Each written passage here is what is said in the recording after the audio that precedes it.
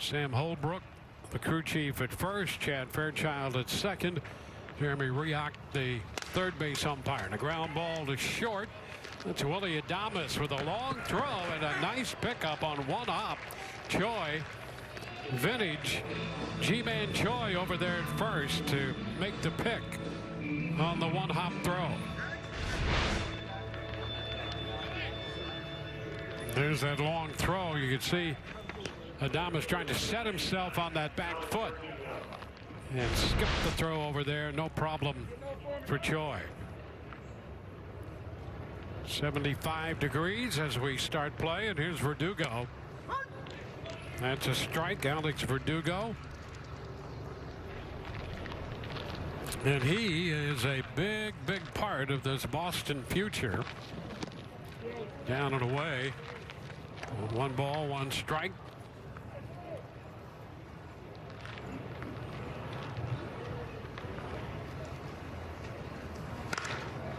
That's a liner down to third.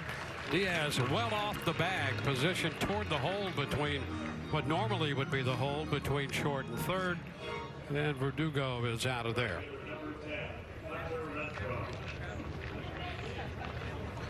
Well, you know the story with Fleming, not overpowering. That fastball in the low 90 range. Fastball, great cutter, great change. And Renfroe takes a look at strike 1.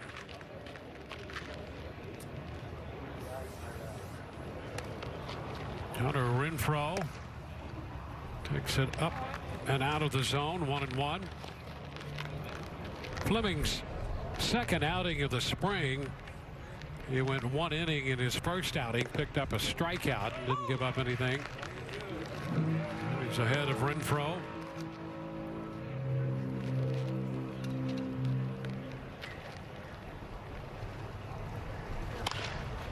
Down to third, cut in on him, and Diaz will throw him out. Choi on the receiving end. Couple of ground ball outs and a 1-2-3 first. Back in a moment. First for Josh Fleming against Boston, and the Rays coming in to hit in the bottom of the first. They'll have Brett Phillips leading off, followed by Randy Arozarena in left, and Austin Meadows as the DH.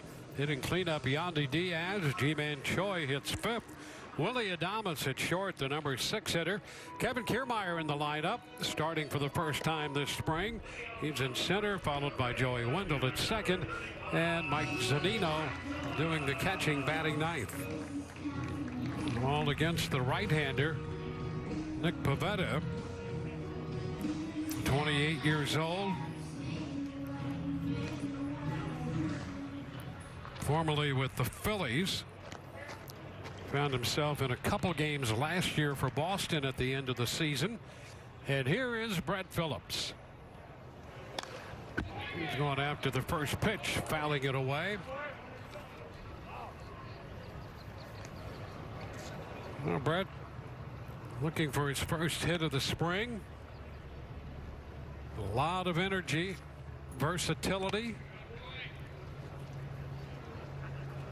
1 ball, 1 strike.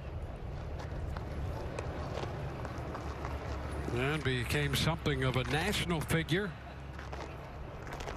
with his postseason performance. 2-1, just 26 years old.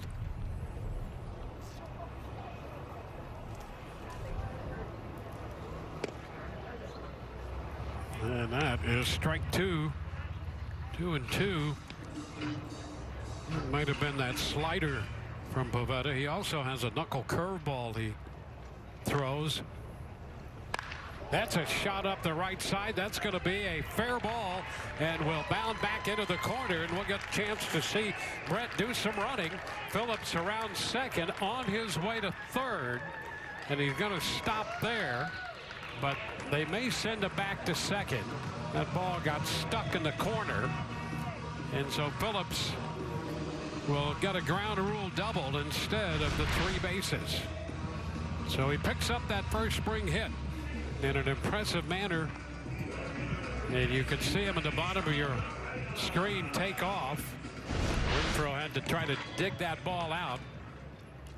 So Phillips at second for Randy Arozarena.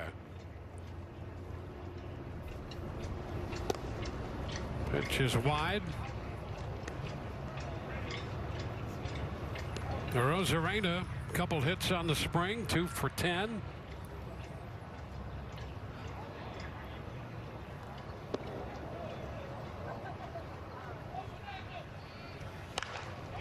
It's cued toward the Rays dugout. 1-1. Well, both these guys, Phillips and Arozarena, distinguishing themselves in the postseason. And boy, did Arozarena put on some kind of clinic.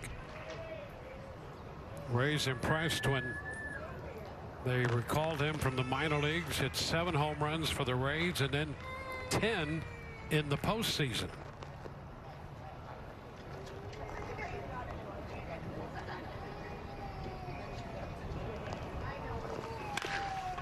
Ground ball right side will advance the runner. Chavis throws out Arozarena. And the Rays will have Phillips at third with 1 out. So a chance to break out in front for the Rays as Austin Meadows comes to the plate. There's Austin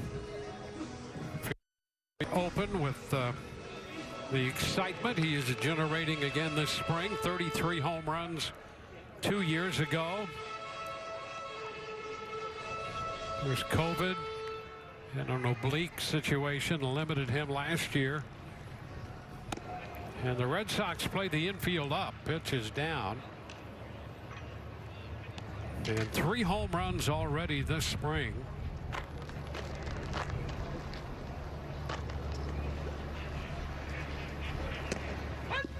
That's a strike at the knees. 1-1.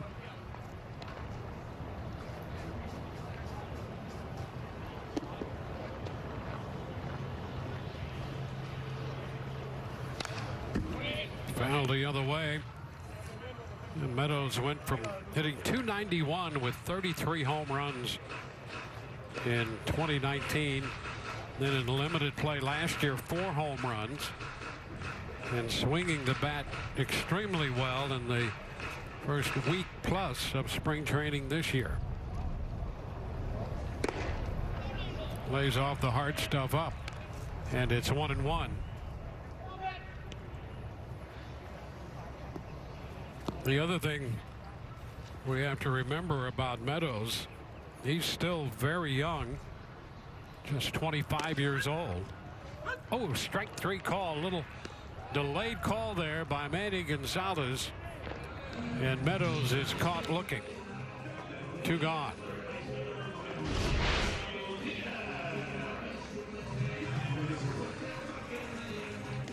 Yeah, Gonzalez thought about it and calls him out. Here's Yandy Diaz. Pitch is down, 1-0. Well, as you may know, all the way up to March the 13th, games will be scheduled for 7 innings. But that can be changed to as little as 5 or as many as 9 if the 2 clubs agree. And the 2 teams have agreed to play 9 innings today.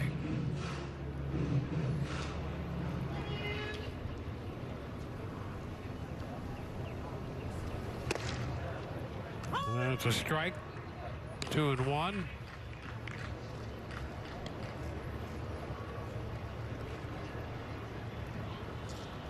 And there is Alex Cora back as the manager of the Red Sox. 2-2. Sam Fuld, by the way, got a lot of serious consideration for that Red Sox managing job. And I'm just guessing here that a big part of that had a lot to do with Chaim Bloom being over there. And ultimately, Bloom decided to go with Cora. Hot shot. That's going to one-hop by Devers. He's sort of spinning his wheels there. Phillips will score, and Diaz has himself a base hit. And the Rays are out in front 1-0. So a 2-out hit for Diaz. He shot that one past Devers.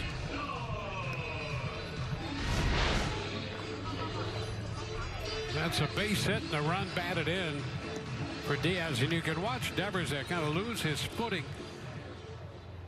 And Devers has had his good days and sometimes not so good days down at third.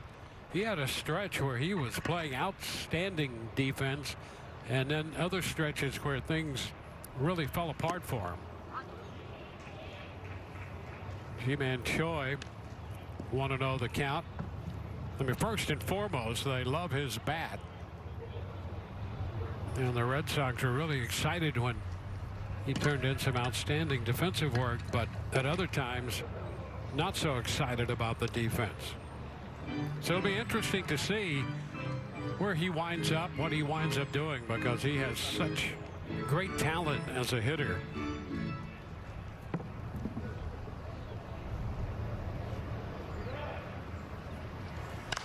Choi fouls it the other way.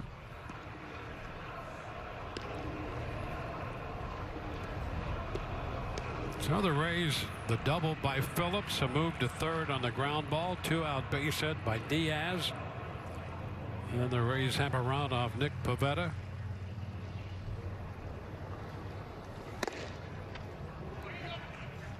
Pivetta impressive, as we mentioned, in a couple games at the end of the season last year.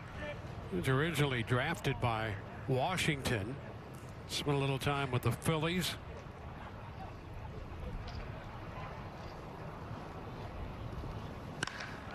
Lifted into left. Wilson in line to make the catch. And the first inning is history. Rays get a run on the RBI single by Diaz. 1-0 Tampa Bay. Park, where the Rays lead the Red Sox 1-0 in the first inning. Well, you may notice that one of the postseason heroes of last year, Brett Phillips, is donning a new jersey number this year. He is now wearing number 35, and that is to honor one of his friends from high school who he grew up with in the Tampa Bay area. They went to Seminole High School together, and Nate tragically passed away back in April of 2009 in a tragic car accident at the age of 15. And Nate wore number 35 when he played baseball. Brett's always wanted to change his playing number to 35, and this offseason, he had the chance to, so he did. He presented the jersey to Nate's mom before the season started. That was a tear-filled exchange, as you might imagine. But Dwayne, we will certainly always remember Brett's friend, Nate Richardson, when we see Brett out there on the field this season. We'll chat with Brett a little bit later on in the game. Dwayne? Well, we'll look forward to hearing from Brett. He's always fun, and also, as you just mentioned, very thoughtful of that. And 35, one of my favorite numbers as well, because my son-in-law Dan Wheeler wore that number when he pitched here for the Rays, and he's proud to have Phillips wear that number now. Here's Adames from shortstop taking care of the ground ball off the bat of Devers. So one away, another ground ball out, and that's pretty much the forte for Josh Fleming. Fleming has faced 4 hitters and has gotten 3 ground ball outs. And you know he's right when he's doing that. And look at that. 12 pitches, 10 for strikes.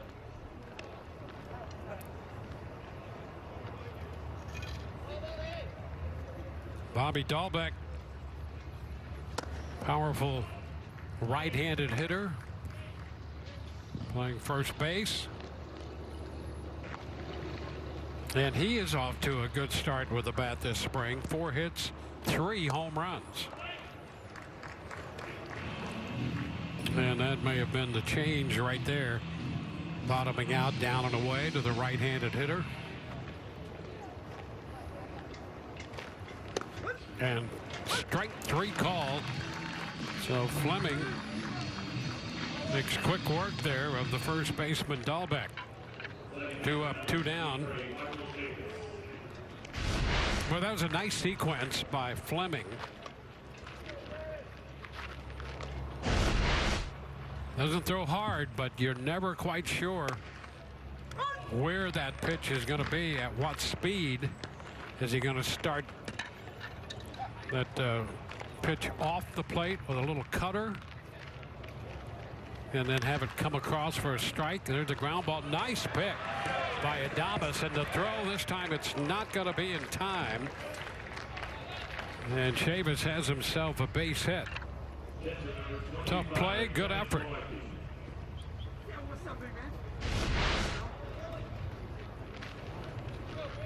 You can see Adames down to one knee. Just a little bit of an extra beat there, trying to find the handle on that ball out of the glove, but that's an infield hit. Here's Kevin Plawecki getting his first action of the spring, and he takes the first pitch strike.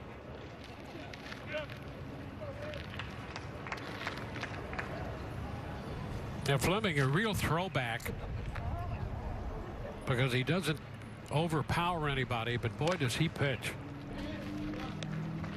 0-2. In a day and age when it seems as if everybody throws a 94, 95, 96, he comes in with that sinker at about 90, 91. Works the cutter and the changeup. In on Plawecki, and he pops him up. It'll be handled by Adames. And the Red Sox are finished in the second through an inning and a half. 1-0 Rays. Champions Club presented by Geico. Members receive an American League Champions replica ring, a replica trophy, and access to exclusive experiences. Sign up at RaysBaseball.com/AL Champs. Rays up.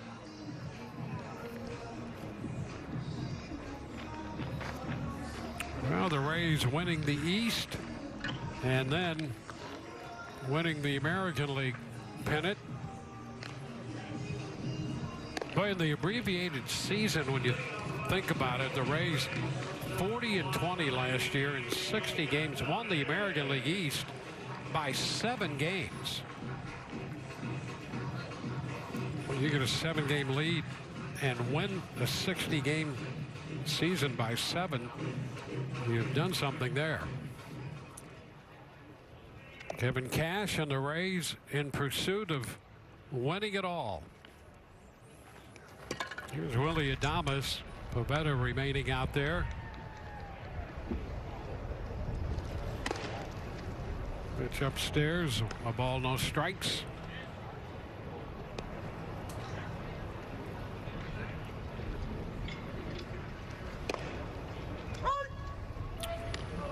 One and one. Well, we figured to see Shane McClanahan, and he's throwing in the bullpen right now. Adames down in the count, 1-2. 2 years ago in a full season, Willie hit 20 home runs, and the abbreviated schedule last year hit 8. So he was about on that same pace with his power numbers. And he is caught looking on the fastball right there. The second strikeout for Pivetta. Both have been called third strikes. And here it is. He got just a part of that corner. And Kevin Kiermaier will step in. Been making his first start of the spring.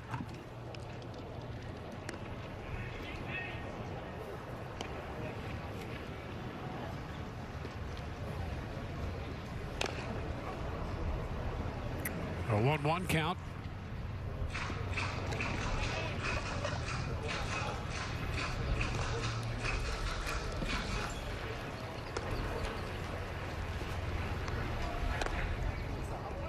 And that one is just a little low and away.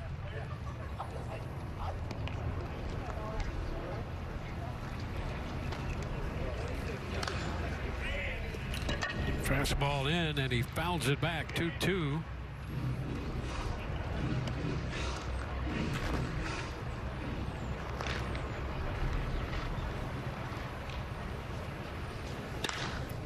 to the other side, and that one's going to skip by Devers. Devers found himself back on that ball, sort of let that ball play him, and Kiermaier's aboard. They're going to give Kiermaier a hit, but we'll take another look. Devers would tell you he should have made this play. Found himself back on it, and the ball played him.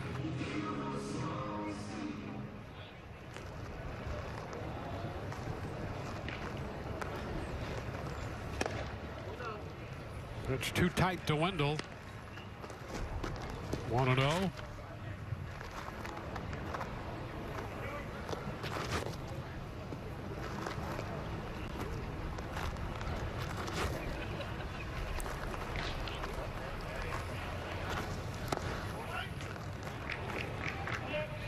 Two and nothing. Well, the Rays have wins over the Braves and the Pirates and the Twins.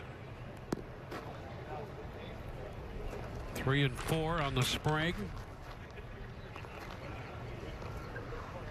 With the revamped spring schedule, these clubs are going to see a lot of each other. That's a strike, and it's 2-1. Rays lost a game to the Red Sox in Fort Myers. Lost another one to the Red Sox, and that game also in Fort Myers, so they're down 0-2 against them. 2-2.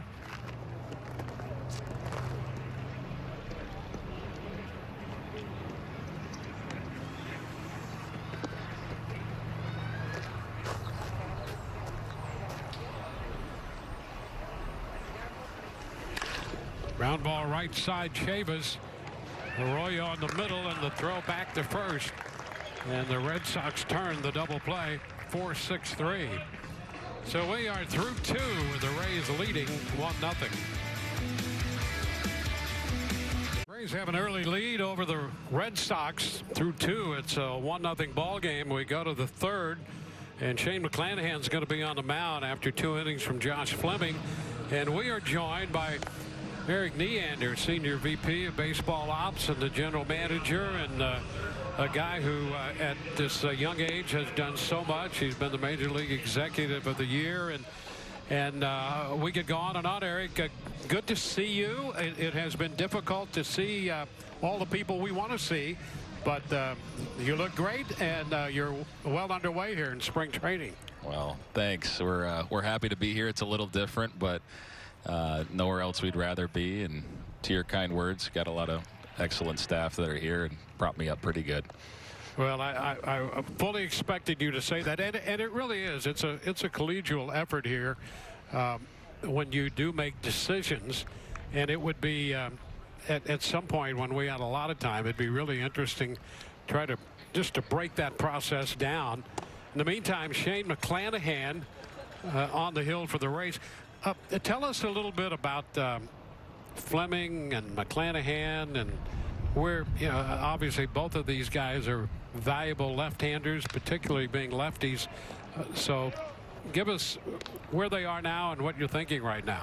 Yeah, we're obviously really excited about both, and the job Flem did for us last year kind of went, I don't want to say unnoticed. I think people around the club appreciated it, but he had a really good run for us last year and wouldn't have been where we were without him, and did it very quietly.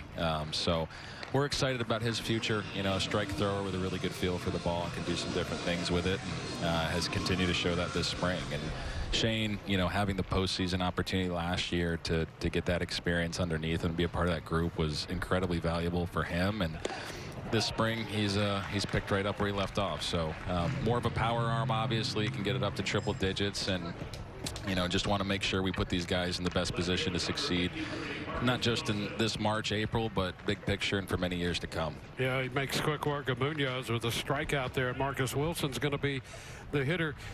So McClanahan, here's everybody knew, hard thrower. He got through Tommy John surgery as a collegiate player, and now having the experience that he went through last year. And the next step in your mind for him would be what? Yeah, he's a starter for us. I mean, that's the way we're developing. That's the way we're preparing him. And, you know, at a college, it was a power arm, and you didn't necessarily know which way it was going to go. You know, the delivery has a lot of effort and energy to it.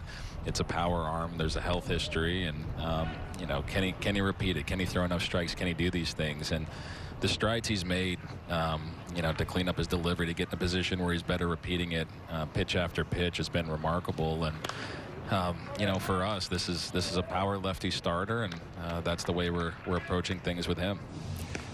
You know, you look at your staff, and last year, I thought between the front office and the way Kevin Cash and his coaching staff runs this team and this pitching staff, it's amazing to me, all the moves that can be made. And I get the idea. Did he go? Oh, no, he held up there. It's 2-2. I get the idea that we might even see more of that this year than we've ever seen before.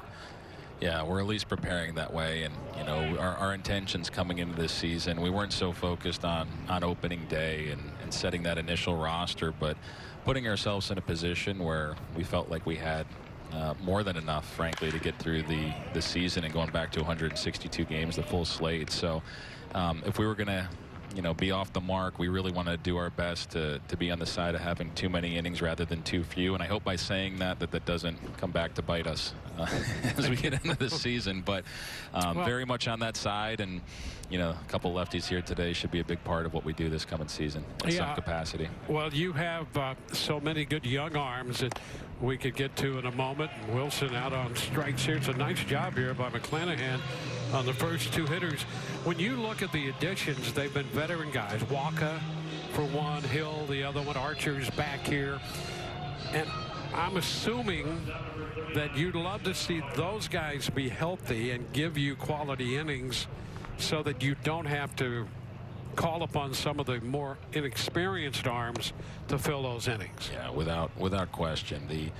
The challenges of last year, you know, they were well documented in terms of what we had to experience last year and how to navigate it. But the spillover, you know, into this season and you know, not having minor league games, that presented a lot of challenges in terms of workload buildups and the like. And so this season is as much about making sure that when we go back to 162 plus, you know, our expectations for a postseason run, that physically we're not risking any harm to anybody, that we're doing right by them, and we're always trying to do the best we can for the year at hand. But you know, there's a big picture, and you want to keep these guys healthy. You want to let them continue to grow and contribute to this team over many years. So that's the balancing act for this year, and feel like we got a group on hand that between the veterans, between the young arms, that should fit nicely together without us knowing quite exactly how it's going to fit over the course of the season. Yeah, and I know it's really early. Camp's only been open, you know, a few weeks, and you've got the, well, this is the 8th game of the spring schedule.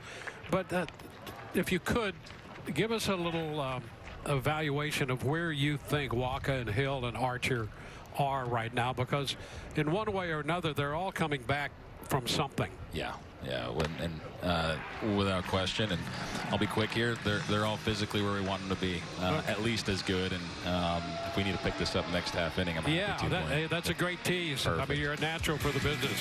Back with more in the bottom of the third. Honda has certified. Introducing the all-new Rays season ticket memberships. See your American League champion Rays get priority access to tickets and the flexibility to choose the games and seats you desire in the way that best fits your schedule. Memberships start at just $500. For info, visit RaysBaseball.com/season memberships. Rays up.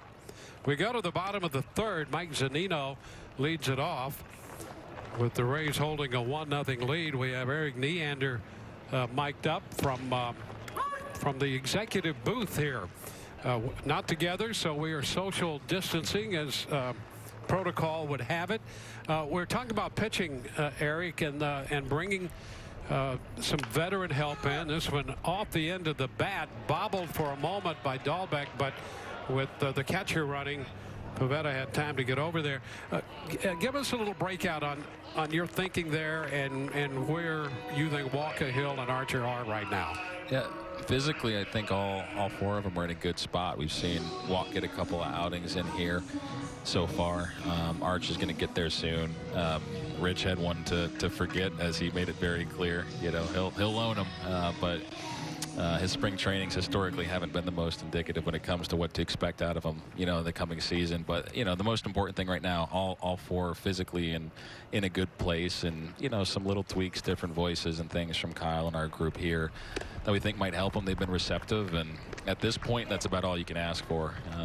3-4 weeks from now, we're going to be asking for more, and we're going to be asking for production, but everything is on track, and they fit in really well behind the scenes in our group, with our clubhouse and the like on that side too. Yeah, and I would think, and we just touched on this briefly in the top half of the inning, you have those veteran guys, but you really do have some legitimate arms, it would seem, that you don't always want to rush, but I also think you have great confidence in the young arms. Yeah, and there's the questions this year that, you know, it's the, you know, can they compete? Can they help us win? Absolutely, that's the driver. But making sure that we put the right workload on each of them, you know, to be responsible for them, to make sure that we're not asking too much of them too soon. So that's an added element in this year that is more present. We've had in a while because of the shortened season last year. But I can't say enough about the group we have here, the upside that they have, and like I said, we don't know exactly how this is going to fit together, from the veteran free agent signings to some of the young arms over the course of this year, but we feel like we have what we need to keep runs off the board and have a lot of success.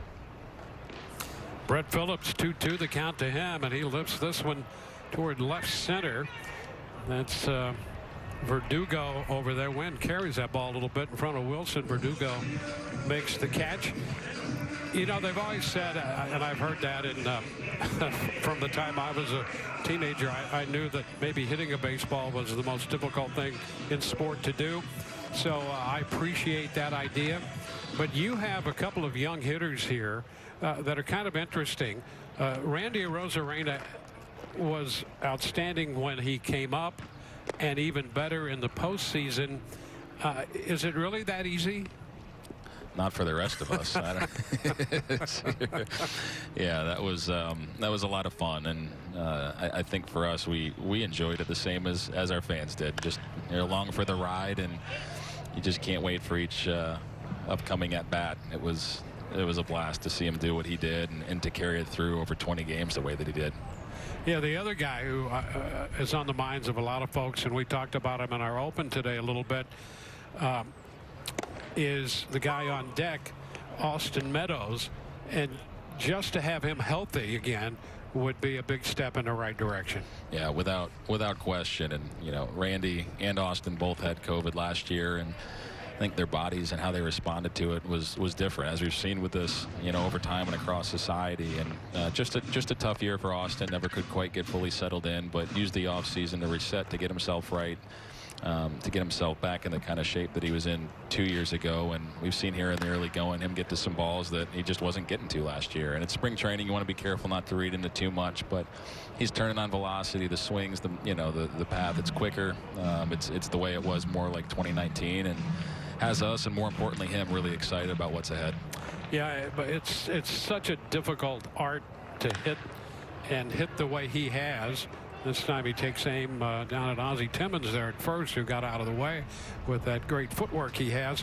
I'll tell you, you know, you often wonder when someone breaks in the way Arozarena does, has that kind of postseason, you know, how difficult is that to carry with you and try to continue that success? And I'll give you 10 words, which is unfair. Try not to put any additional pressure and expectation on them. Let them keep having fun. I think that's what was behind a lot of it, and try to make sure we set them up the same way to do that this year. You just never fail. Way to go.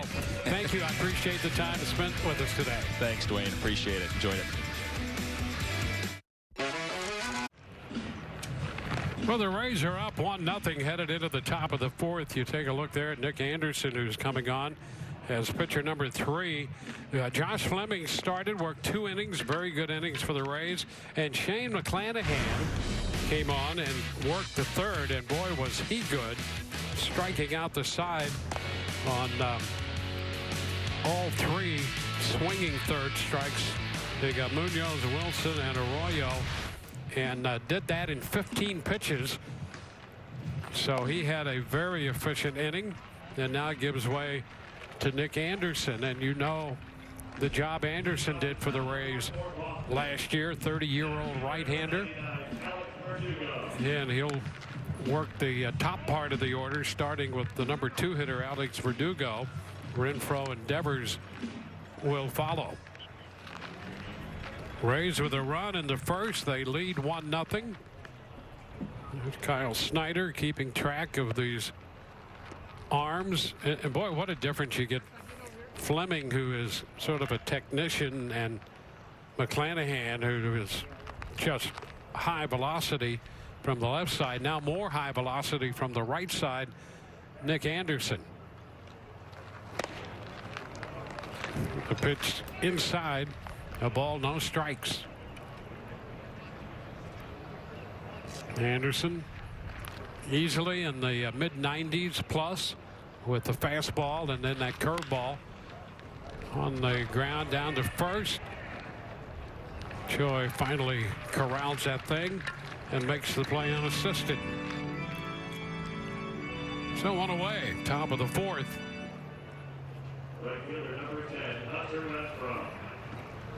And now Hunter Renfroe, who spent last year with the Rays and now faces Nick Anderson.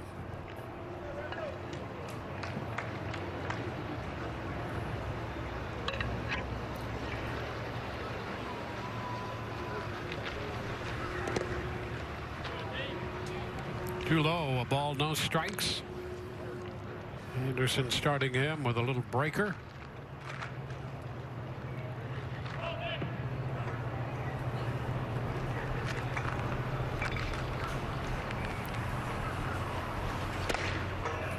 And back with the hard stuff for a strike, 1-1.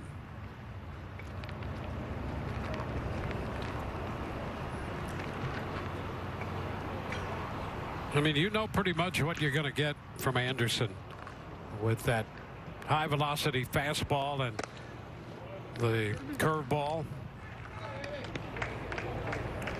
So it's just a one-on-one challenge most of the time when he's in there.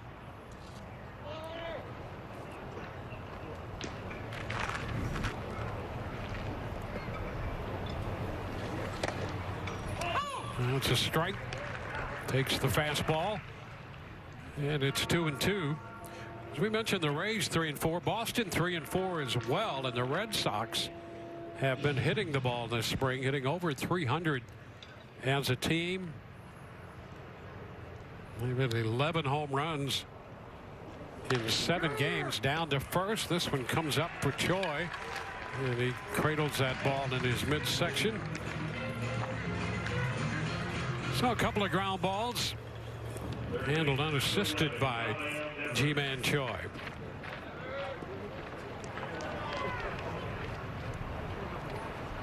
And now it's Rafael Devers.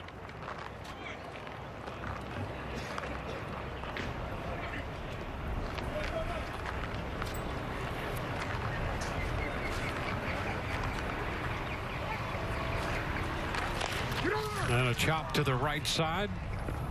Wendell with that underhanded toss, and it's a quick inning. 3 ground ball outs for Anderson. Rays coming into bat, bottom of the fourth. Austin Meadows will lead off. Well, the Rays team store at Tropicana Field has the gear you need to show off your team pride. Contactless curbside pickup and shipping options available. Represent your Rays as they prepare to defend the American League Championship. Visit RaysBaseball.com/team store to view hours and details. Rays up.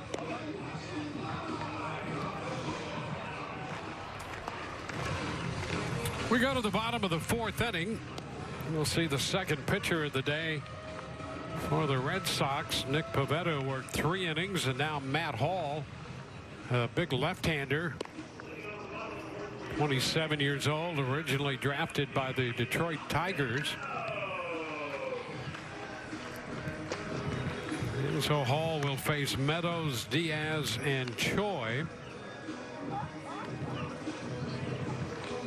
All a non-roster player in their camp.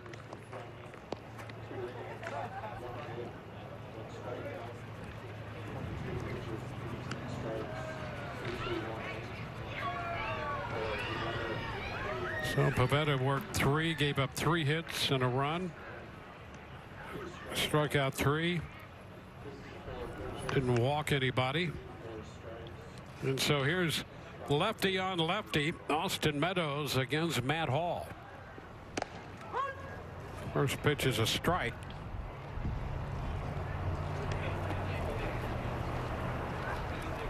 Hall is not overpowering. That fastball in the upper 80s. Fastball and a curveball. Also throws the cutter and an occasional changeup. He's quickly ahead of Meadows here, 0-2.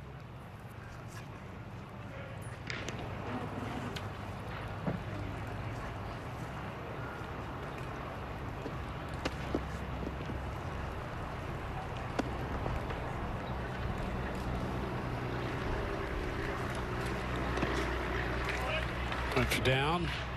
Both these teams, a lot of players in camp. The Rays with 77 players in camp. A couple of guys on the injured list, and that's as many as the Rays have ever had in camp. I think in '99 they had 76 players. That pitch just missed. 2-2, and the Red Sox are up in that same area. I think they have 75 with a couple on the injured list.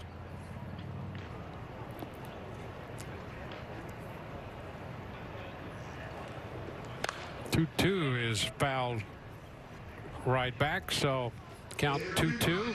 Meadows leading off. Nobody on, nobody out here. Hey, let's check in with Tricia Whitaker right now. Tricia? Well, hey there, Dwayne. I am joined now by Nick Anderson down here in the dugout. And Nick, a solid inning of work for you, but how did you feel out there? It was good. You know, I had a few butterflies before going out there, but yeah, and honestly, I thought Shane had 2 innings, so it was a little bit of a rush getting ready in the pen, but I think it worked out.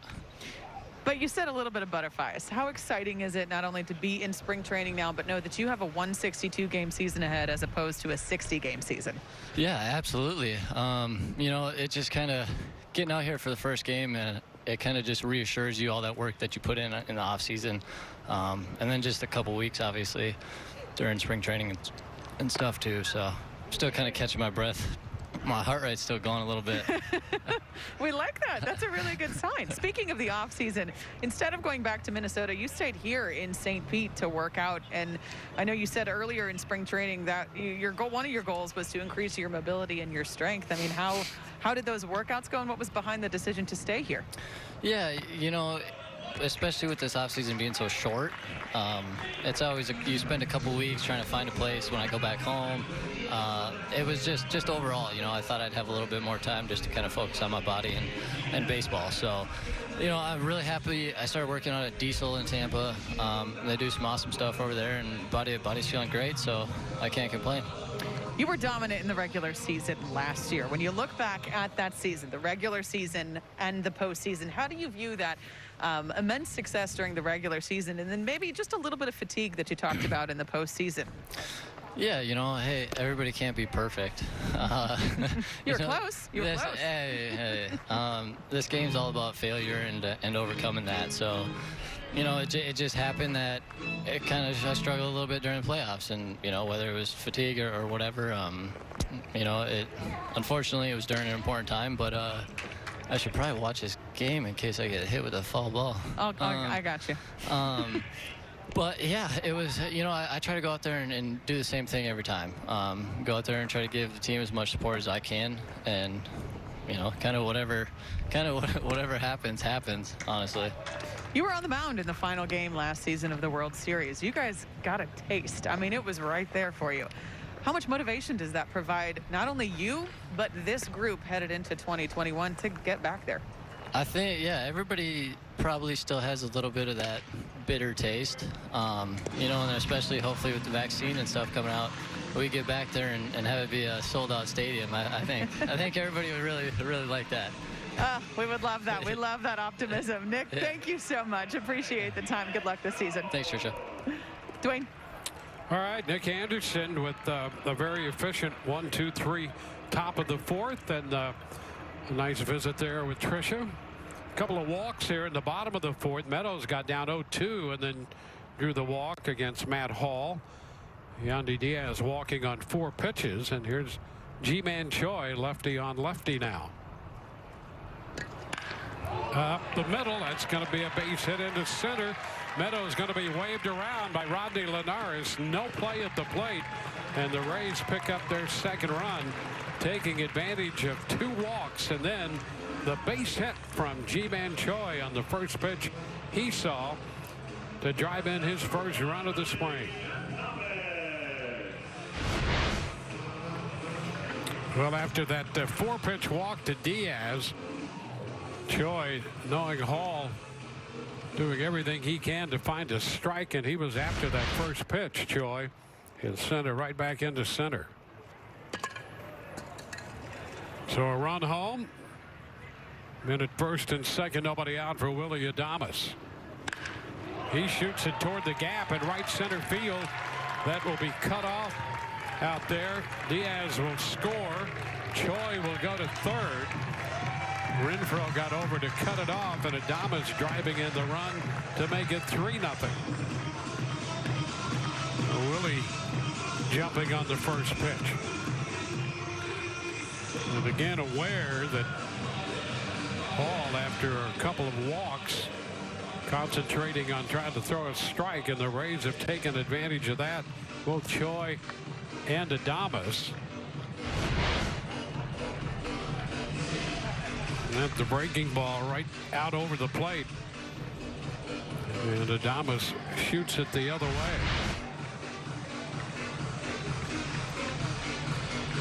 So the Rays, who scored in the first on the base hit by Diaz, have plated 2 more runs in the 4th inning.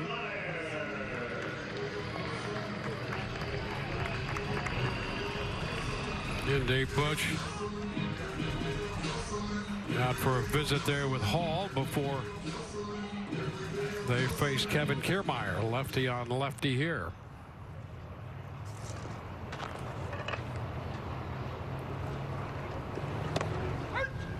There's a strike. Back-to-back walks followed by back-to-back singles.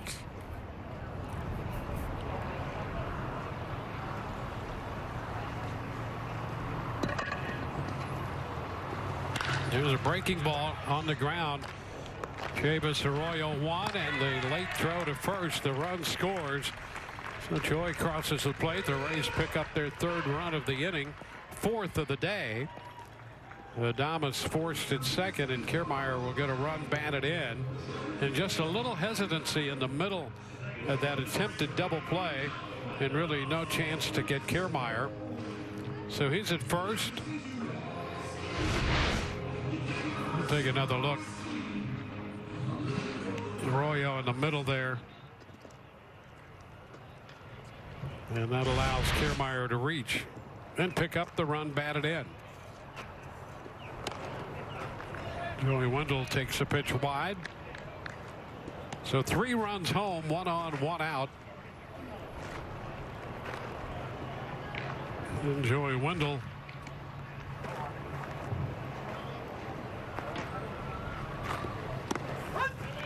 takes a strike. 1-1.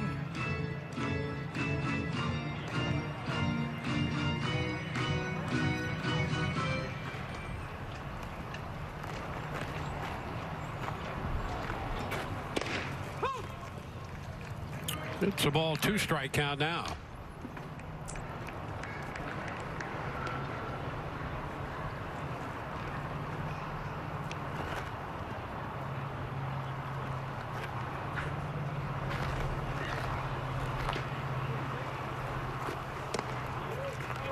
Breaking ball just a little bit wide. 2 balls, 2 strikes.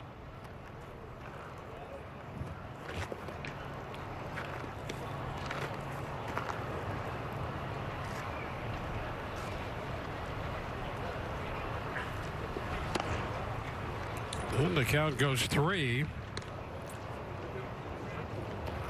Well, up until the middle of the month, 7-inning games were the rule, with the possibility of playing longer or shorter games, and the Rays and the Red Sox indicated before the game this one would go 9. Wendell is out on strikes. Of course, these teams had a day off. They had a rain out, and that impacts the schedules a bit. Trying to get enough work for everybody.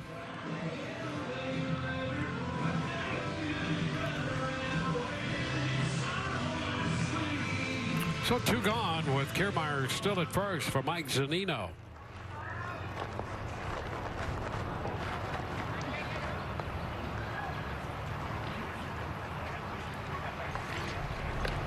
Back in goes Kiermaier.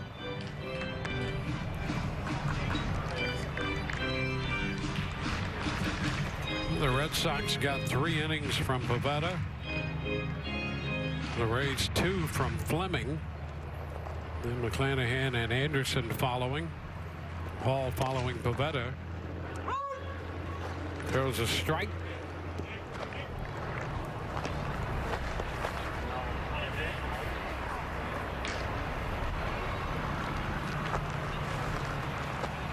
Joy with a run batted in and a run scored in this inning. Zunino fouls it back. Diaz drove in the first run in the first. And Joy drove in the first run here in the 4th, followed by Adames, a run batted in, and Kiermaier, a run batted in.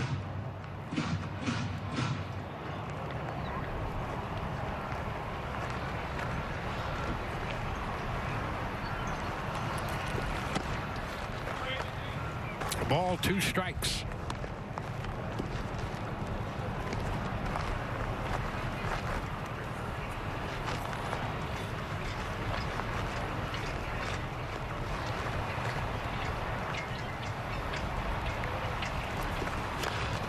Tapper foul. Rays and the Red Sox going at it today. The Rays will be home again tomorrow, and they'll take on the Minnesota Twins.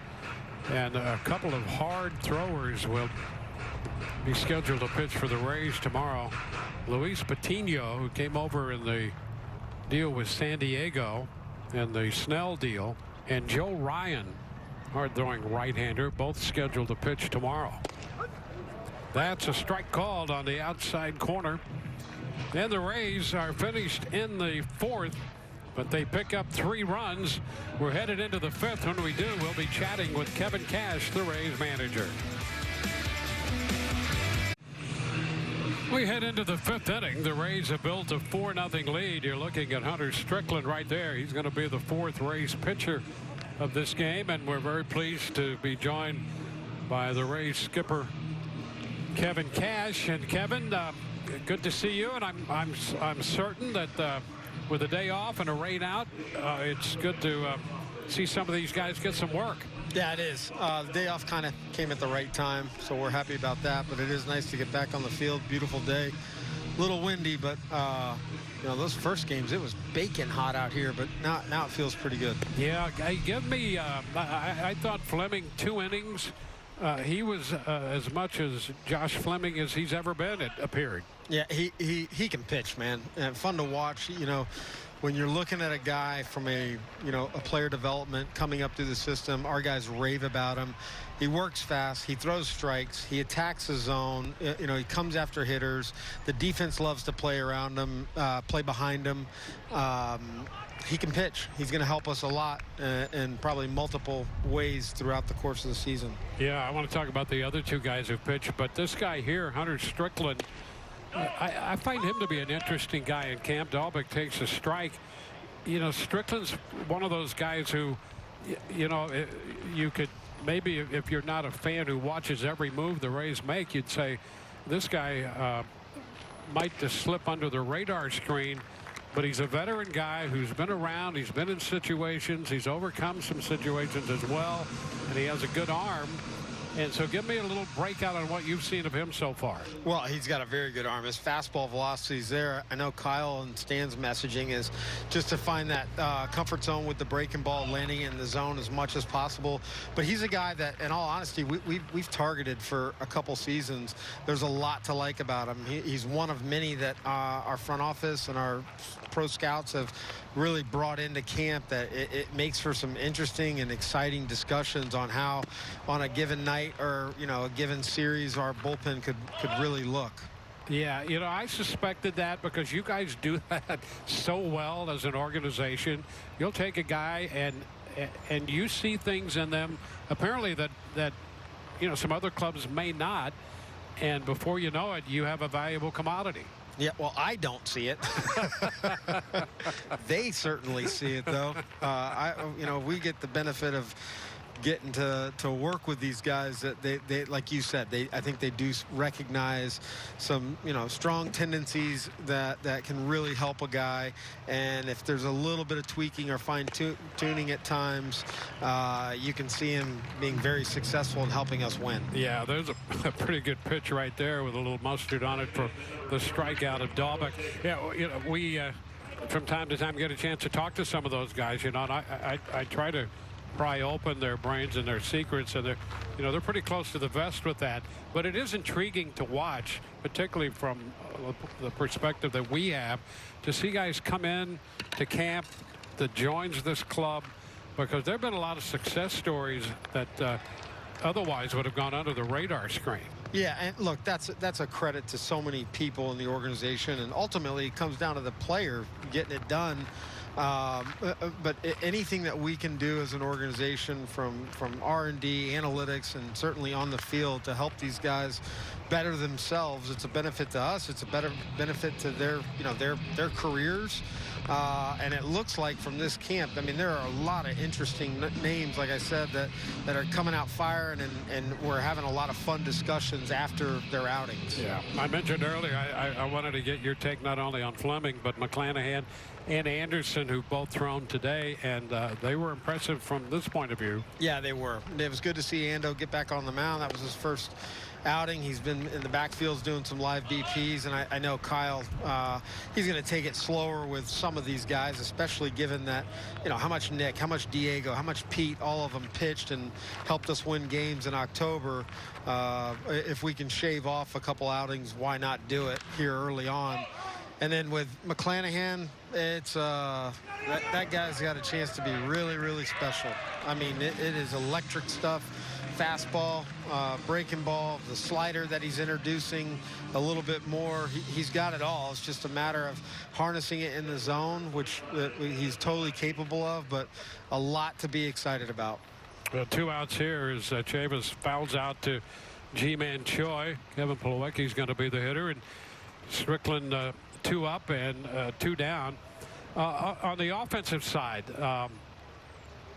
you're good with what's happened so far here, you know, on the path that you thought it might be? Yeah, I mean, it was nice to have KK back in there today, for sure. Come on, Joey. Yeah, nice pickup and Wendell. There you go. Nice job. Boy, that makes a manager smile. Yes, it does. Special player. Yes, he is. Hey, thank you, Kevin. You're a special manager as well. Appreciate the time, and we'll chat again soon. Okay, thanks, Dwayne. All right, bottom of the 5th coming up. And a great play by Wendell to end the top of the inning. The Rays have built a 4-0 lead.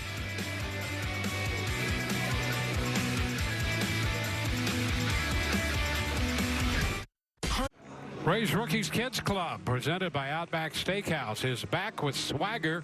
Kids receive a duffel bag, American League Championship socks, and access to exclusive digital experiences with Rays players and staff. Memberships are limited, so join today at RaysBaseball.com/Rays Rookies. Rays up. Rays lead this game as we go to the bottom of the 5th. It's a 4-0 contest. And a new battery for Boston. Phillips Valdez will take over on the mound. And Jet Bandy takes over behind the plate.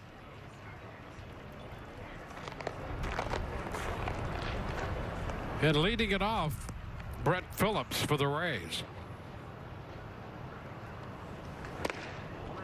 Pitch inside, a ball, no strikes.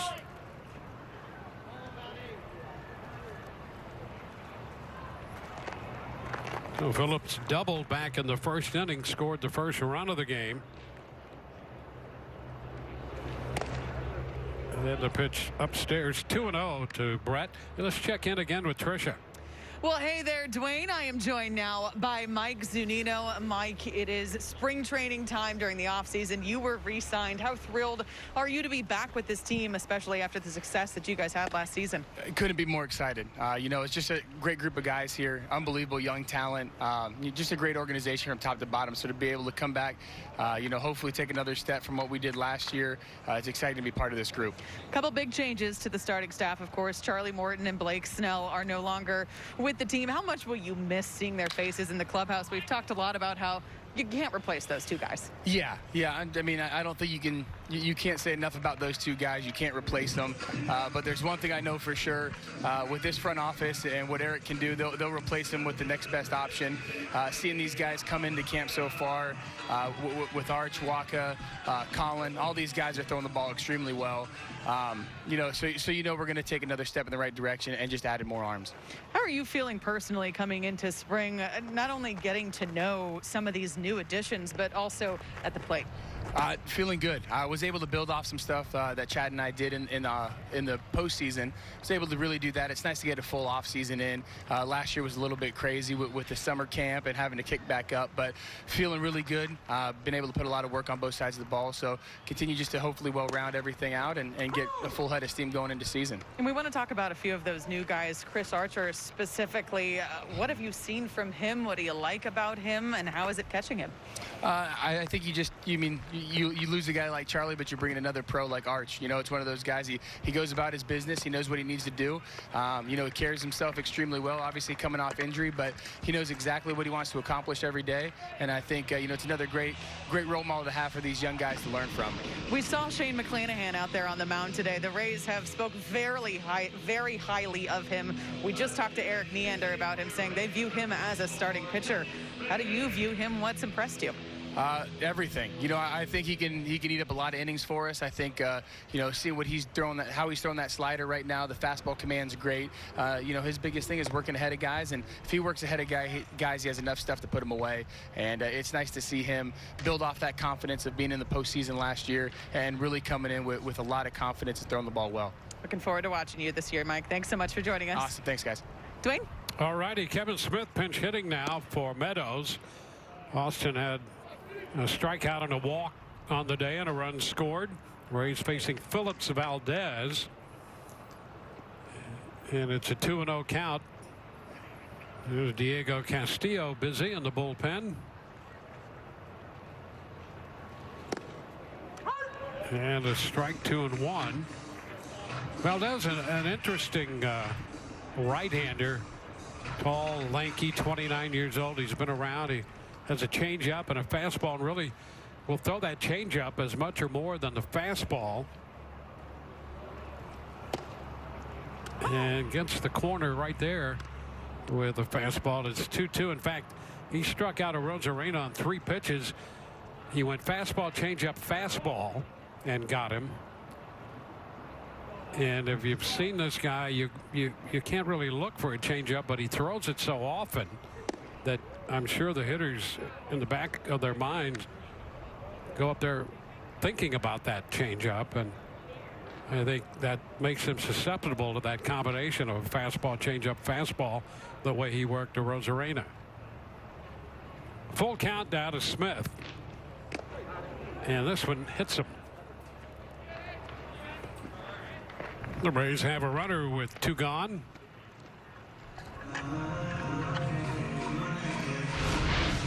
And here's that full count pitch again. Backed up and got him on the leg. So a hit by pitch. And Yandy Diaz sets in here. Diaz with an RBI single in the first, a walk, and a run scored in the 4th inning.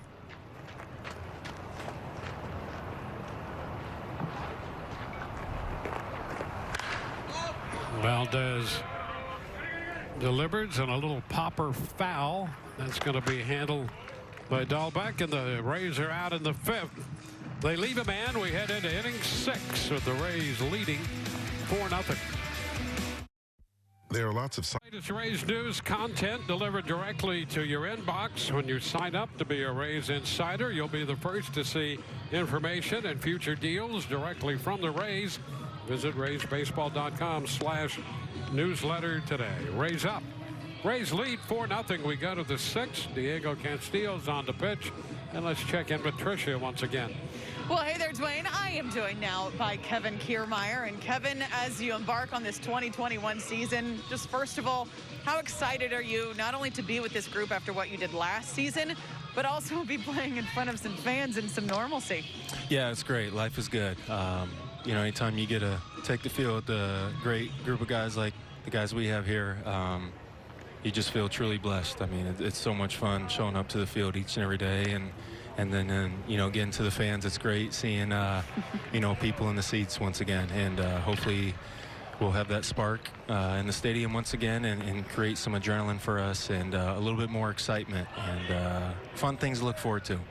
KK, you've talked a lot this offseason just about being grateful to be a Ray. Yep. I mean, seeing your name float around just a little bit, how grateful are you to be here? You said this is where you want to be. Yeah, I made a joke about the other day. I bleed blue, and you know what? I mean it though. At the same time, this organization has given me the world. I'm forever grateful, and I want to, you know, put on this jersey for as long as possible, and I'm going to do everything in my power to keep it that way. But so happy to be back with all these guys, and we got some unfinished business to take care of.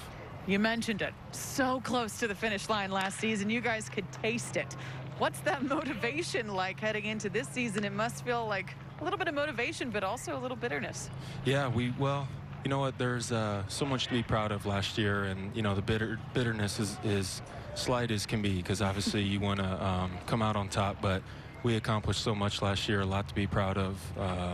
You know, one of the final 2 teams standing there at the end. That's, you know, a lot to be proud of. And now it's just about coming out the gate this year and handling our business and trying to get back to the playoffs, hopefully the World Series, and finish it our way. But, you know, motivation shouldn't be a factor. Our guys, we know what we need to do, and we're looking forward to it. KK, you're about to be a father of 2. Mm-hmm. Yep. Your wife is due in just a couple of weeks. How exciting is that to be adding another addition to the family? Yeah, it's exciting. It's a little nerve-wracking.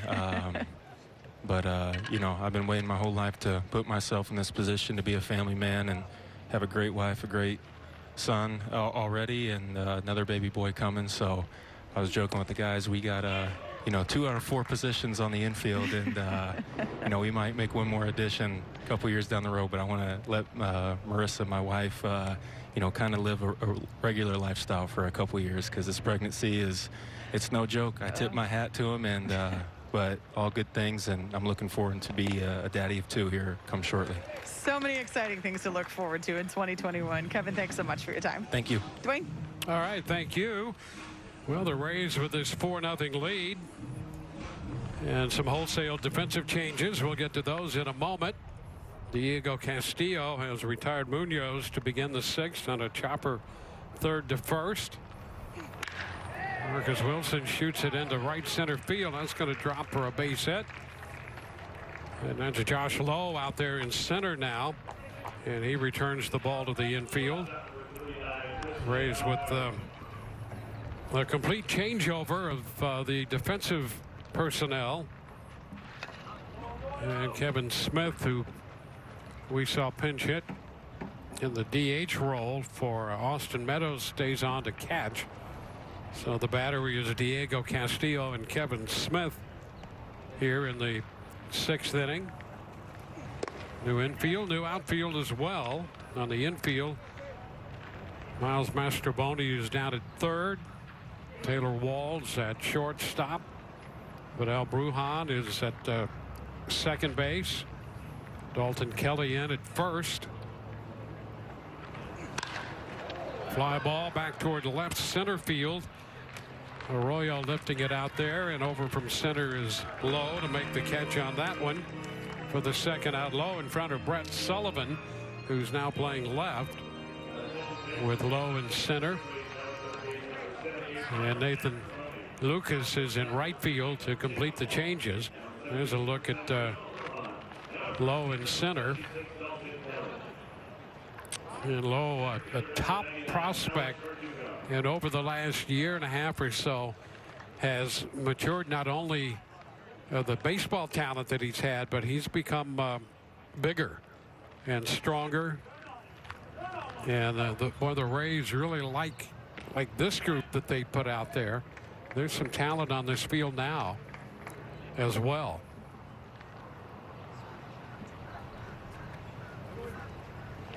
Well, 2 outs. Alex Verdugo at the plate, getting his 3rd plate appearance of the game.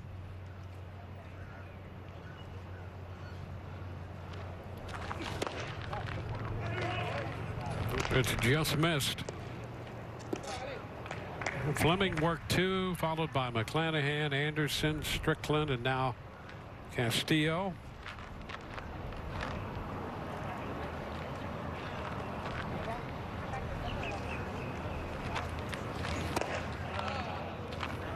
And that is a ball he checked in time. 2-0. Pretty close pitch right there. And Fleming 2 scoreless innings. McClanahan struck out the side in the inning he worked. Anderson a perfect inning. Strickland a perfect inning. Castillo 2 outs into the 6th has surrendered a hit. Ground ball by the mound. Brujan backhand throw to first, and it skips beneath the mitt of Kelly. It rebounds back out to Castillo. Stayed in play, and so over to third goes Wilson, and remaining at first Verdugo. Nice stop there by Brujan. He's going to be charged with an error, and it's just unfortunate because that ball did not take a big hop and stayed down once it did hit the dirt and went beneath the mitt of Kelly. Now it's first and third. 2 gone. And Hunter Renfroe is at the plate. Pitch inside. 1 ball, no strikes.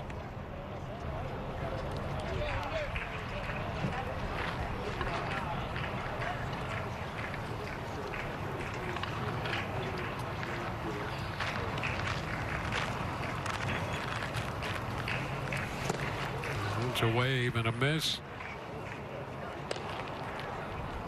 Ball running right away from Renfroe. 1-1. Jaron Duran is running now at first for Verdugo.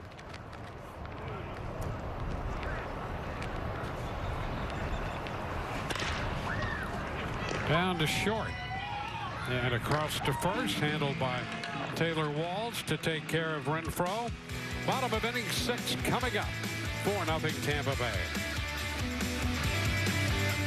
We are chatting with Brett Phillips. You're looking at his Game 4 heroics of the World Series last year, something that none of us will ever forget, nor will you at home, Rays fans. And Brett, I cannot imagine how many times that you've been asked about that moment, but here we are to be annoying and do it again. How much did your life change after that moment? How often do you get approached about it? Yeah, this is number 1,237th time I've been asked. No, it's been exciting. It was exciting off season. Obviously, I wish we would have won the World Series. But you got to tip your cap to the Dodgers. Played a heck of a series. But as for my life and you know, my family and everyone, it's been humbling. People recognize me in public. I've said that a few times now, but it's just been such a blessing, and I was glad that I had the opportunity to be in that situation. How cool is that to be finally recognized in your own hometown for being the hometown hero? Yeah, it's like I said, it's super humbling.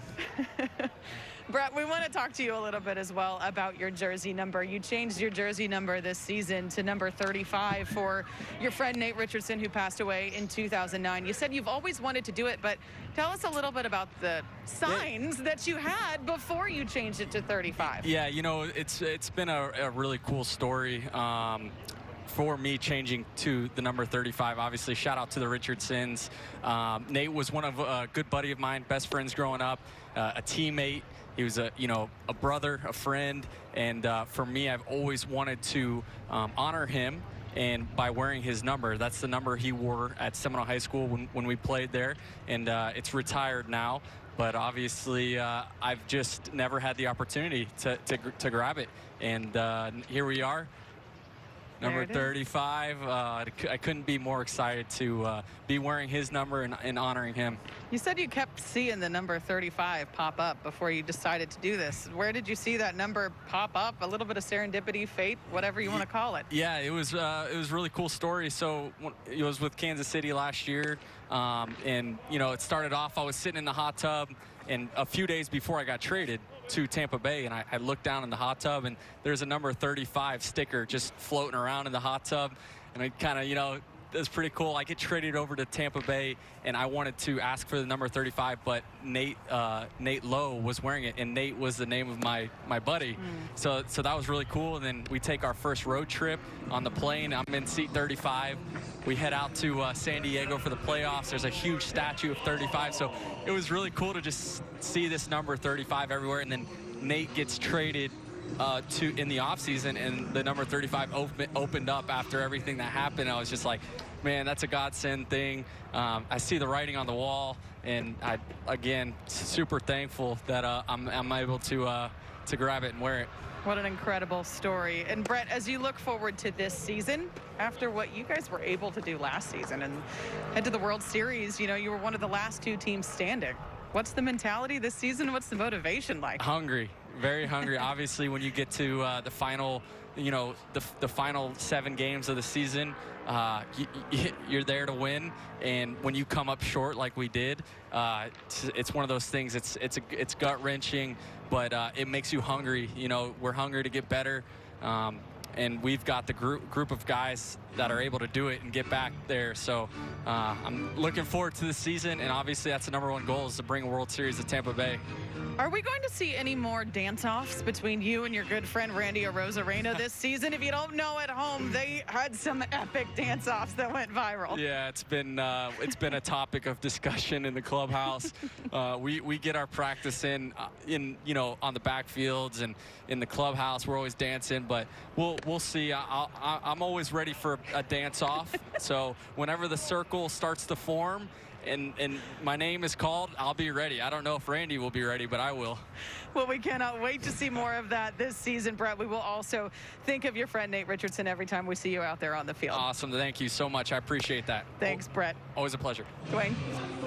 All right, thank you very much. A couple of walks here to begin the bottom of the 6th inning. Dalton Kelly walked on 5 pitches, and now Taylor Walsh has walked on 4 pitches. Valdez had a pretty good 5th inning. He threw the ball pretty well, picked up a strikeout and hit a man on a 3-2 pitch, but is really struggling with his control here in the 6th. And now Josh Lowe will get his first plate appearance.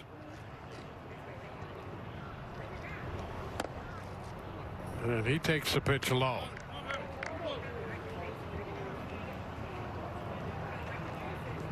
Well, that's 9 out of 10 misses here in this inning for Valdez to begin the inning.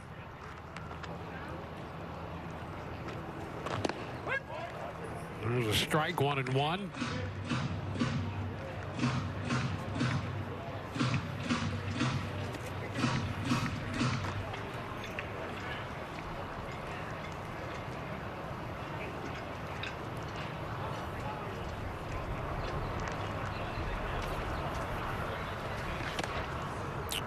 Way wide. 2 balls, no strikes.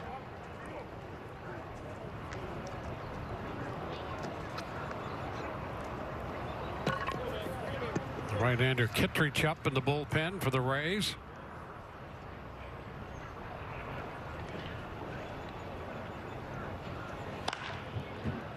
Foul the other way, and it's 2-2.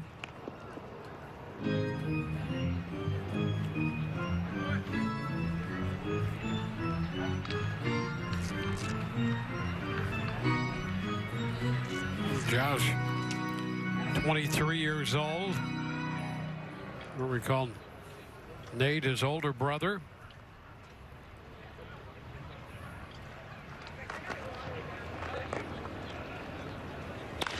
Ground ball headed toward the middle. Base hit into center. Dalton Kelly heads to the plate. Josh Lowe goes to third. Walls goes to third, and Josh Lowe has driven in the run, picking up his first run batted in.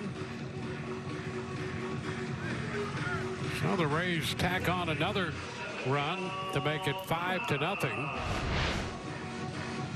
There's Josh Lowe taking that one back into center field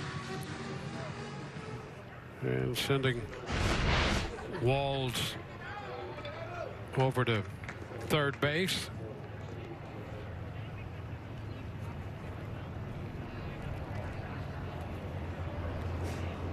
Vidal Brujan bats. And the pitch is down.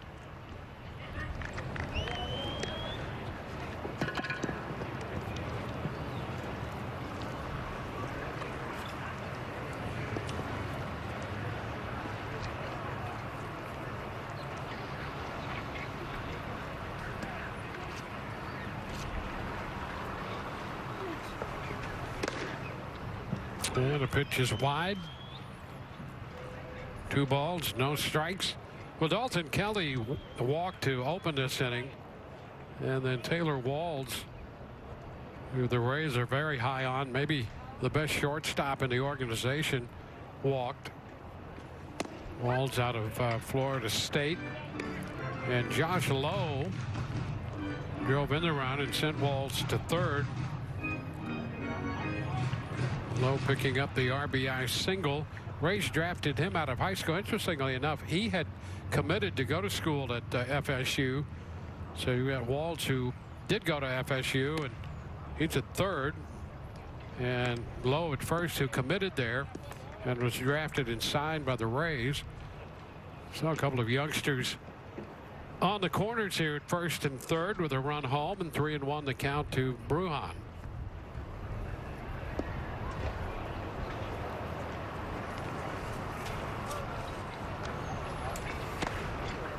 And there's ball 4 to load the bases. So a walk, single, and now a walk, a run home.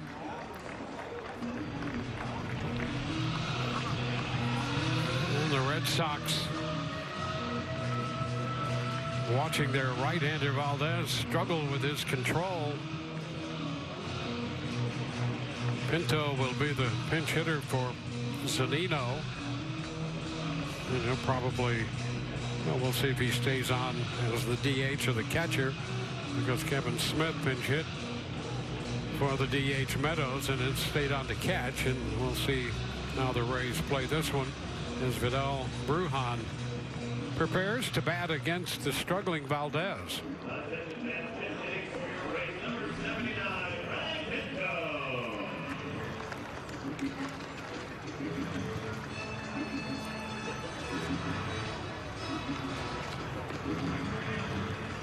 Rays scored a run in the first, 3 in the 4th inning, and another run here in the 6th.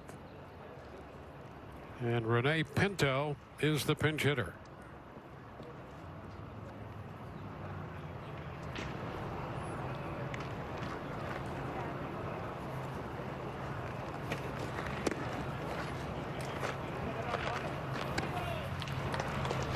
Slider missed, 1-0.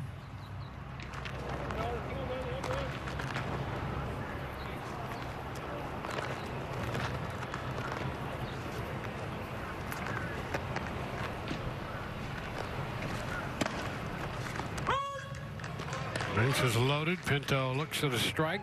Rene Pinto out of Venezuela. He's just 24 years old.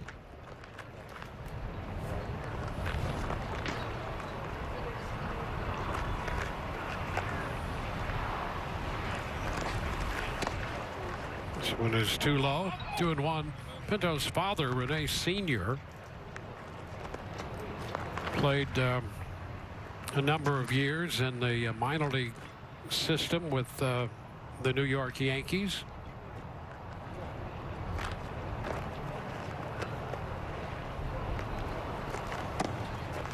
Pinto takes this pitch down. So it's been a tough inning for Valdez with his control.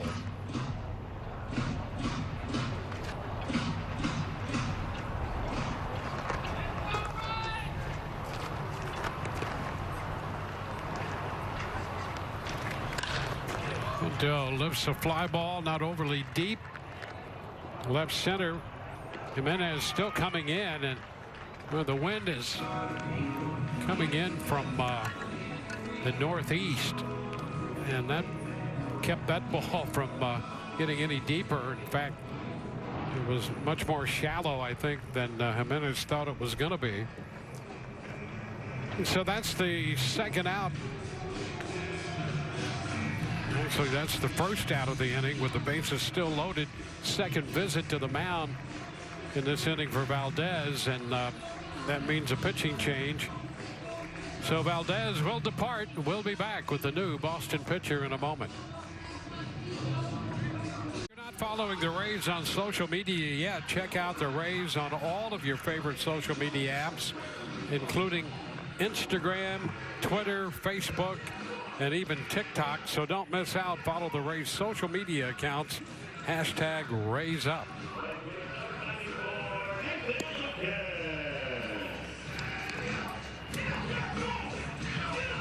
Well, John Schreiber is the new pitcher for Boston. Their fourth of the day. And a tough outing as it turned out for Valdez, who worked an inning and a third.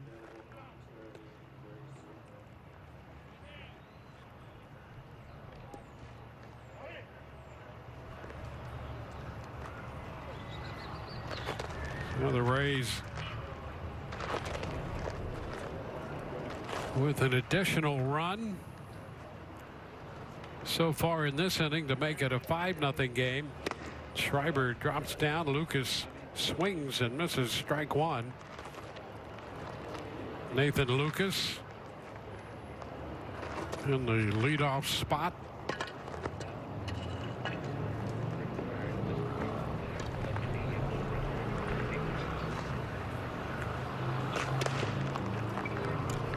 Upstairs, 1-1.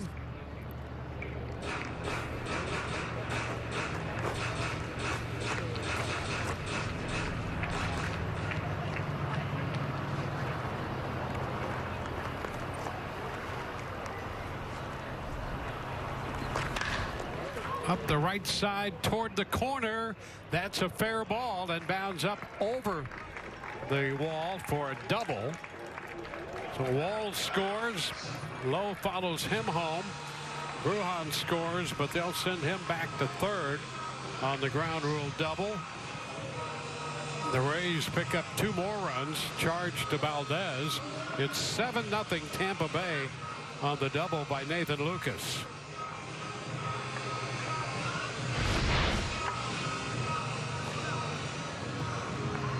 Ball came back out over the plate, and Lucas pulled it toward the right field corner.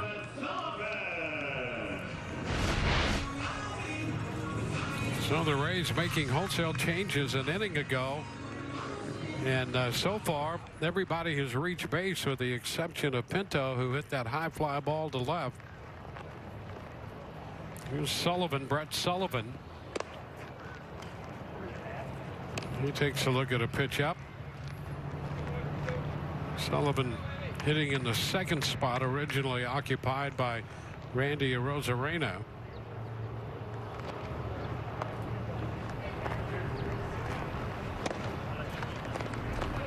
It's inside, 2-0. Schreiber, 27-year-old right-hander.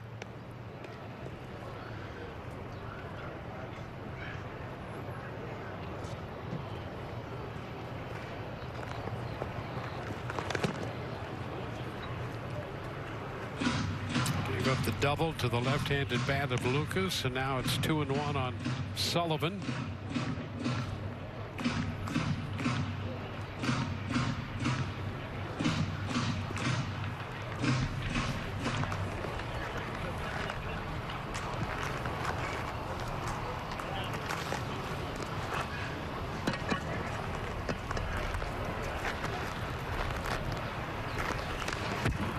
Pitch up, out over the plate, though, and it was fouled back, 2-2.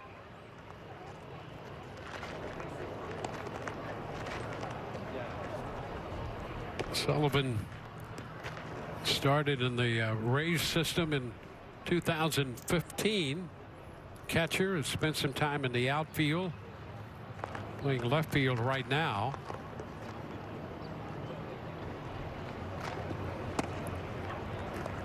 And the pitch is down and in, full count.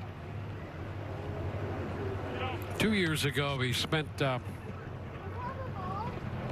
at Double-A with Montgomery with the Biscuits, hit 10 home runs there. And last year played independent ball with the Sugarland Skeeters. And he draws the walk to reload the bases. And now on the throw back, Brujan starts to break, and now he's found himself in a rundown between third and home, and they continue. Now they drop the ball, and we're going to get an out because the runner at second passed Brujan at third. That call made by Jeremy Rehak.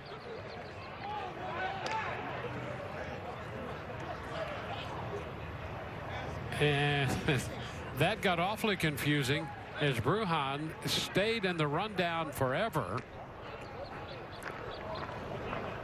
And then Lucas, who was at second base, was off the bag, and he was tagged. And Fairchild, I think, is going to say he was out because time had not been called. So how about this? Let's sort this one out. There's Brujan in the rundown, and he prolongs the rundown and runs away from the pitcher. Now the toss, they drop it, but now out there because the runner from second passes the runner at third. So he's out, and Brujan will come back to third, and it's going to be Lucas, who passed the runner, is the runner out. So Brujan is back at third. And now Mandy Gonzalez, the plate umpires out there, they're going to get the whole crew together to make sure they sort this out the right way, which is going to be interesting. Right now, Sullivan is at second base. He started at first, so the Rays right now have men at second and third, and let's see if it stays that way or not. But we saw Lucas inadvertently pass Brujan, who'd gone back to third. So this is one of those knotty problems of baseball that the umpires want to confer to make sure the proper runner is out.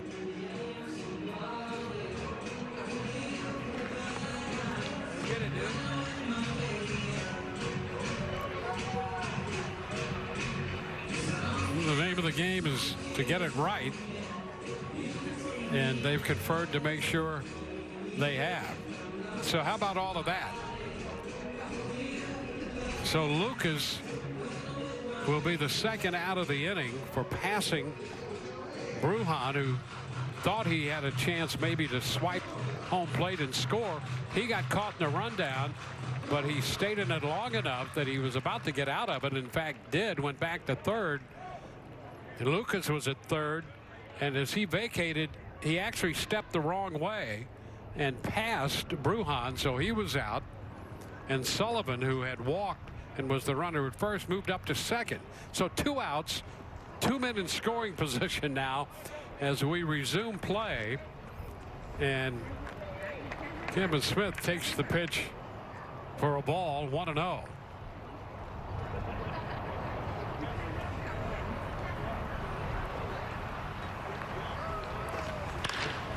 And after all of that, a base hit into center field scores Brujan and Sullivan, and the Rays scored 2 more runs. So Kevin Smith drives in 2, and it's 9-0. Well, we've had a little bit of everything. not only in this game, but right here in the 6th inning.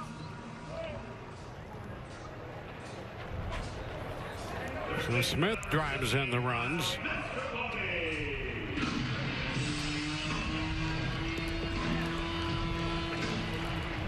One of those runs charged to Valdez, and the other one charged to Schreiber. Mastrobuoni's the hitter, and the pitch to him is a strike.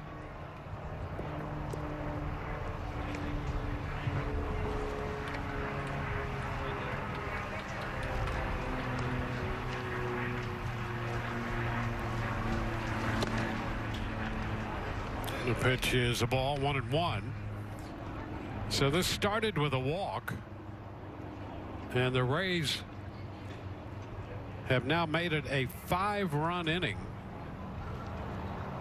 to build a 9-0 lead. This is 9th man to the plate. Mastrobuoni takes a ball inside.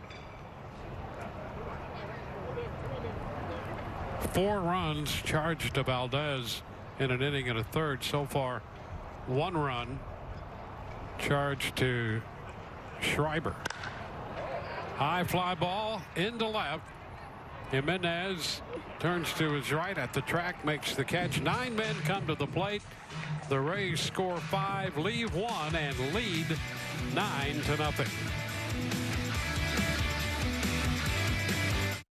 Download the MLB app to get in-game video highlights, live pitch-by-pitch, breaking news, player updates, stat leaderboards, and a lot more of your Rays and the rest of the league. Well, sorting things out here. The Rays with the big inning in the bottom of the 6th scored 5 to take a 9-0 lead. Andrew Kittredge becomes the 6th pitcher of the game. And he's on to face the middle part of the Boston lineup.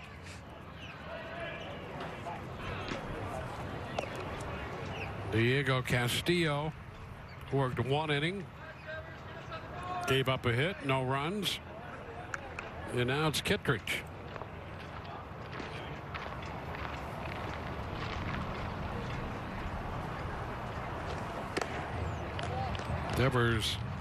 Rafael Devers takes the first pitch for a ball.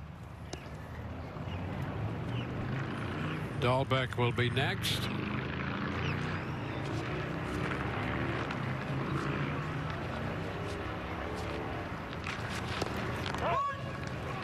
It's 1-1.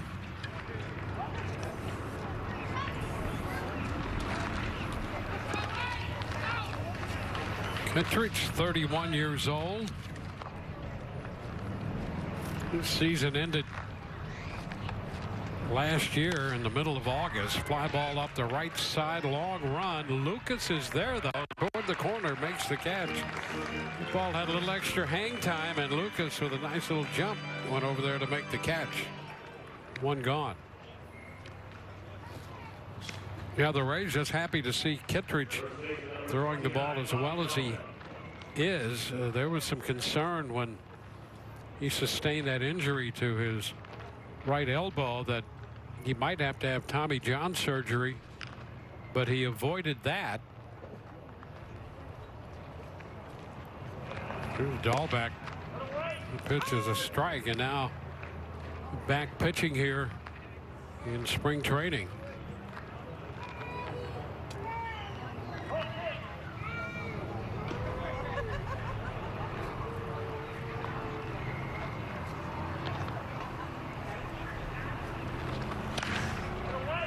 Down to play. 0-2.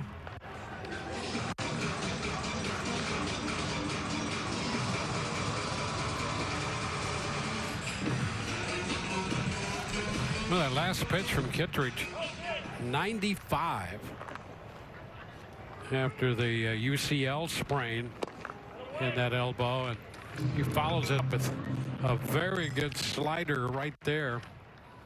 So he looked very sharp. 2 up, 2 down. Let's take a look at that pitch. This on the heels of 95. And that one with that little late movement away. So 2 gone. Here's Michael Chavis. It's inside. 1 ball, no strikes.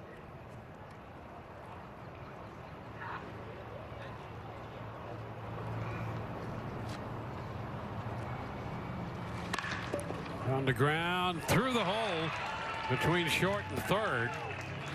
Chavis has his second hit. His first hit was an infield hit to short, and this one he drove through the hole between short and third.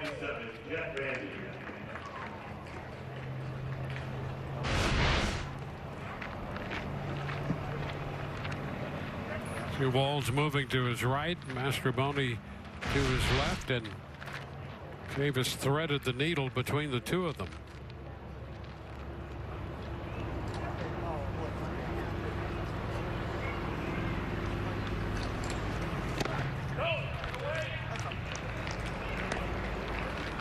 Jet Bandy missed that first pitch. This is his first at bat. He took over behind the plate in the 5th inning.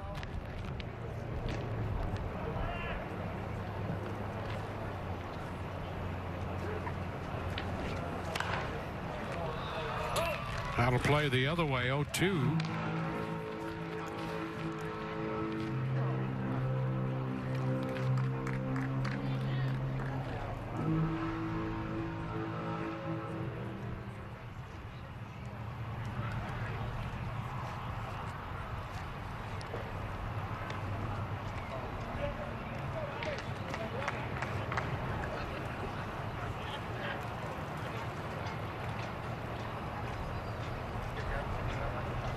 Kevin Plawecki started behind the plate, went nothing of 2, and was retired on a very good play by the Rays starting second baseman today, Joey Wendell. That was in the 5th inning.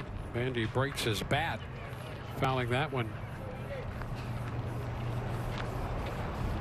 Well, Kittredge throwing the ball very well today.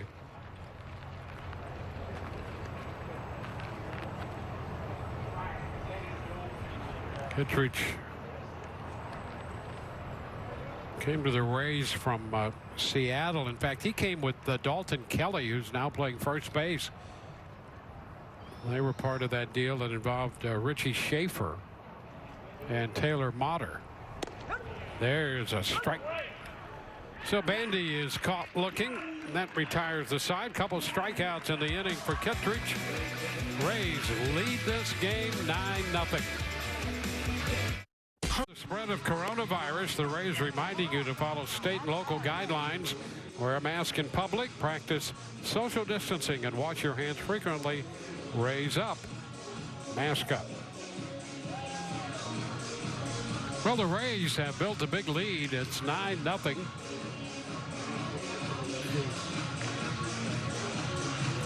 Thaddeus Ward will be the new pitcher.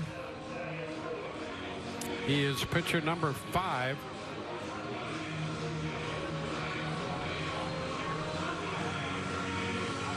Josh Ockamy has entered the game at first base.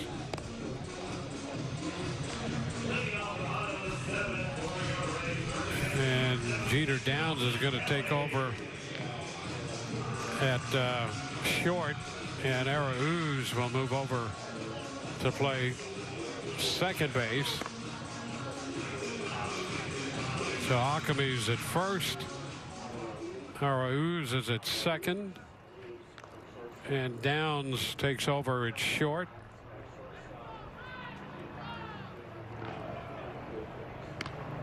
And Chad De La Guerra is now at third base. So a new look on the infield.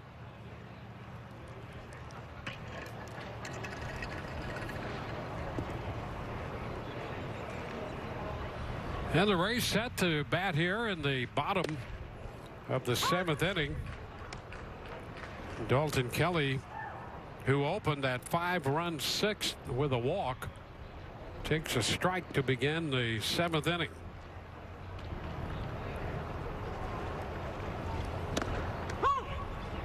There's strike 2.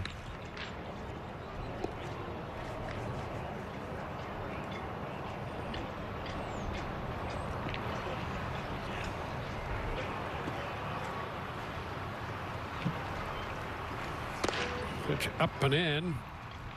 1-2. That up and in with the high hard one there for ball 1 to Kelly.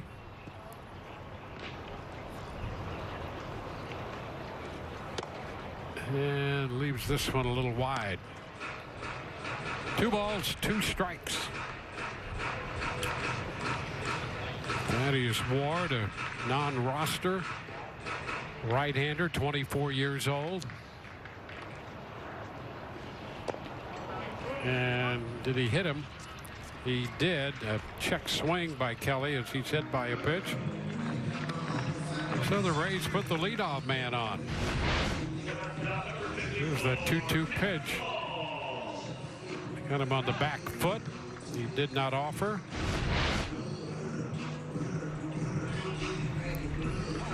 And Taylor Walls now to bat against the right-hander.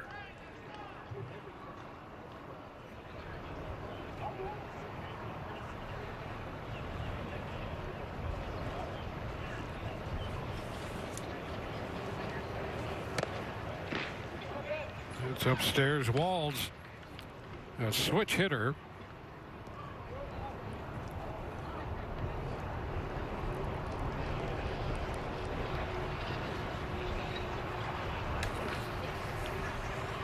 One and 0 the count.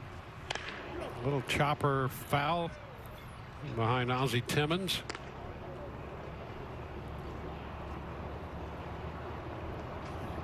Ozzie, we saw some of his quick moves earlier in the afternoon, and as the shadows start to get a little longer, he's loose and warmed up.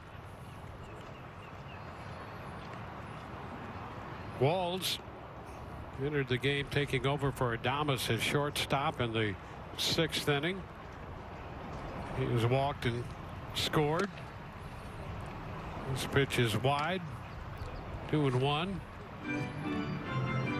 Well, Walls has some pop, but he'll hit the ball the other way, so he'll spray the ball all around the field. 2-1 the count. And he pops it up short center, and that ball will be caught by the shortstop Downs, who got out there to grab it in front of Duran.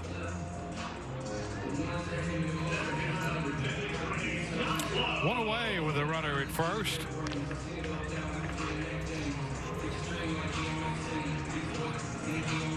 Now Josh Lowe.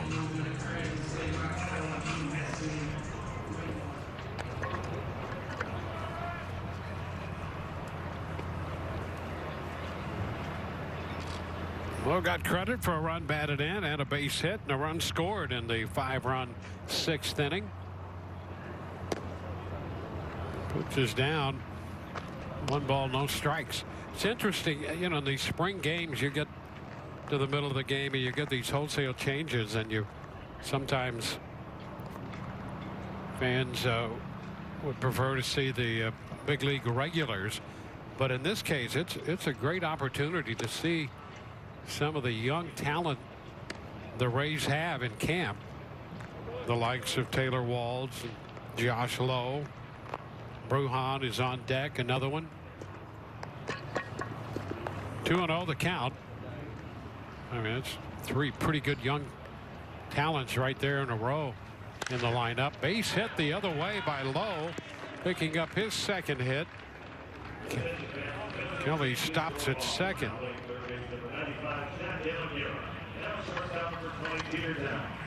So 2 on with 1 out. Vidal Brujan will get his 2nd plate appearance.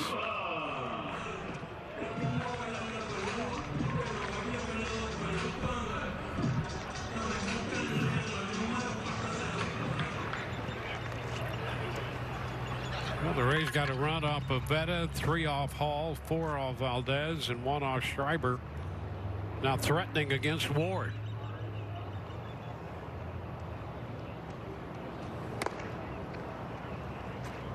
Pitch is too high. 1 ball, no strikes.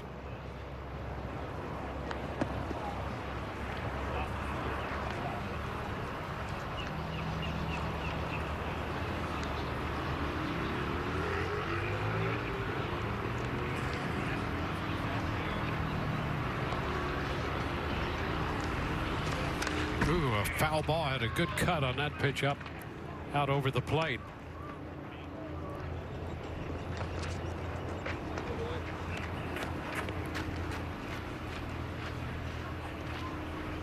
So the Rays have scored a run on every pitcher. Now they threaten against Ward in his first inning.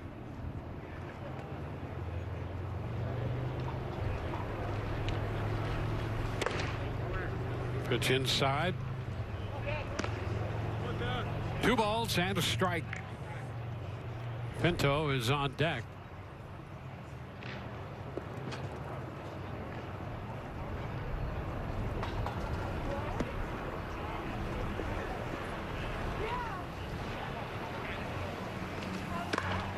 This one popping away from Bandy, but no attempt to move up. And it's 3-1. That pitch wide.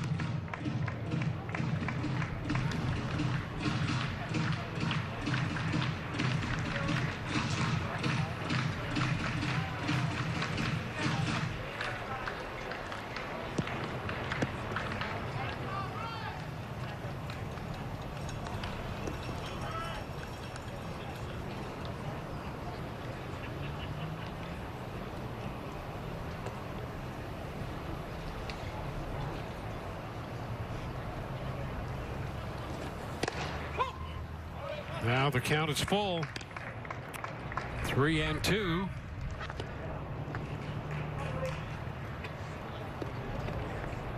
There's Pinto on deck.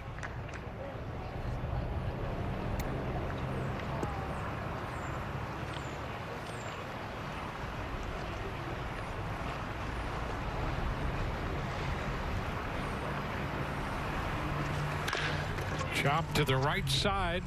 And a bobble and no play. Arauz thinking about turning and getting a force at second. Instead, he gets nothing. An error charge to Arauz. And the bases are loaded.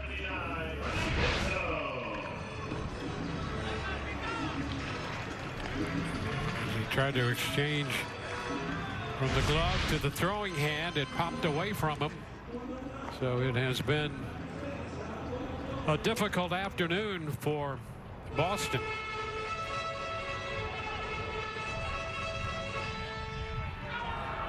Here's Rene Pinto.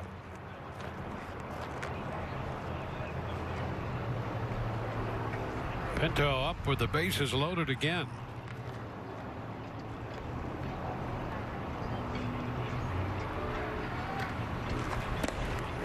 It's way wide. 1-0. Well, Ward hit Kelly in the foot with a pitch to begin this one. Got the pop up from Walls. Low single. Brujan has reached on the error. It creates a tough spot for Ward.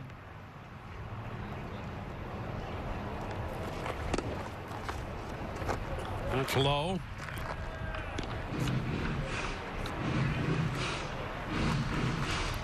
Rays scored in the first.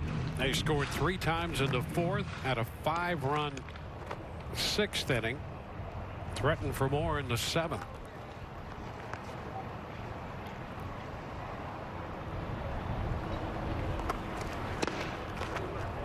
That's going to be a strike on the outside part of the plate. 2-1. Ward has shown some good velocity. His second pitch, ball 2, was 96. Followed that up with a strike on the outside corner.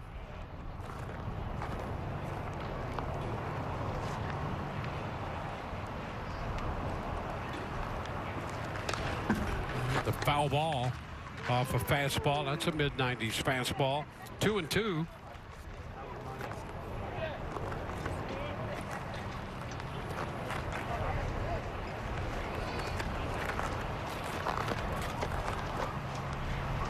Well, the Rays and the Red Sox going at it. And the Rays, who have not beaten the Red Sox yet this spring, have this big lead. And a cut and a miss. Pinto is out, number 2. So we'll go back around to the top of the order. Take a look. Big cut. You can see Pinto pulling off and missing the pitch. Here's Nathan Lucas.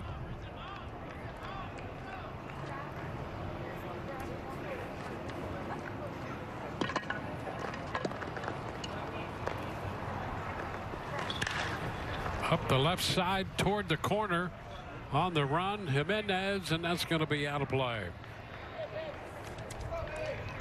So a foul ball the other way. And the runners return to their respective bases.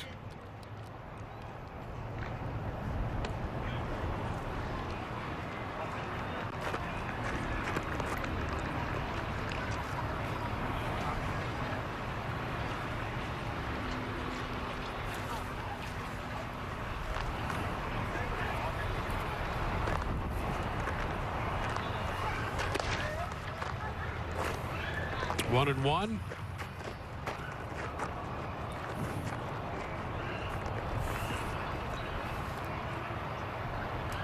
Lucas already with a couple of runs batted in. Rays got him from the Cleveland organization. That was in that deal involving Brandon Geyer a few years ago. 1 and 2.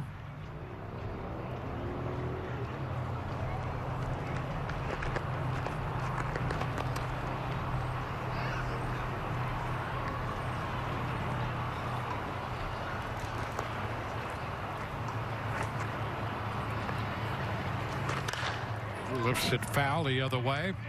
Out of play it goes.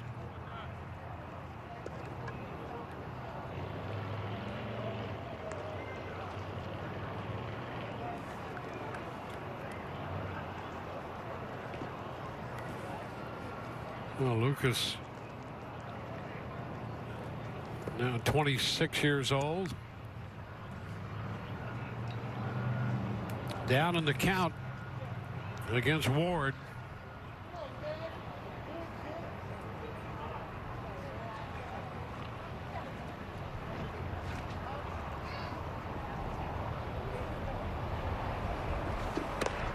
Upstairs, 2 and 2. Rays with 9 runs, 9 hits.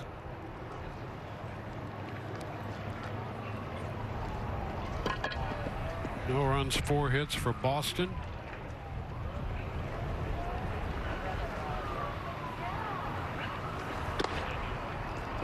And the count's going to go full. 2 outs, bases loaded. The runners will be breaking on this 3-2 pitch. More pitches out of the zone than in the zone right now for Ward.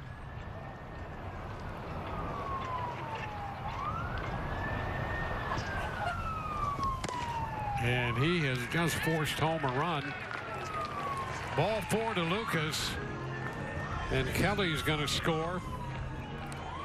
So the Rays move into double figures with 10 runs. And they have scored now against every Boston pitcher. And with that, they're going to call an end to that inning. They want to get some more work for some of their pitchers, so the game will continue. But the Rays, after picking up that run, will continue with more baseball in a moment. Figures in the scoring department, and with a little more liberty than usual in innings and length of games in terms of innings and even length of innings, the Rays settled for the 1 run and left the bases loaded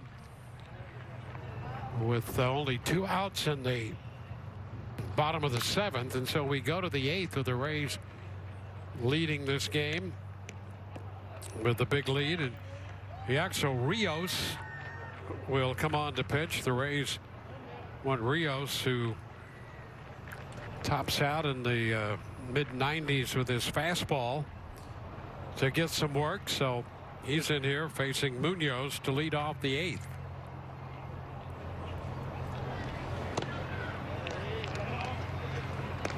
One ball, one strike. Jimenez is on deck, the left fielder.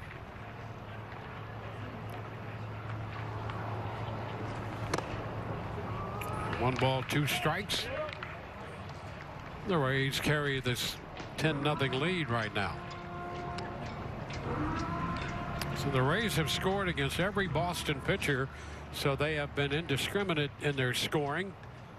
1 off Pivetta, 3 off Hall, 4 off Valdez, 1 off Schreiber, and 1 off Ward. 2-2, the count to Munoz.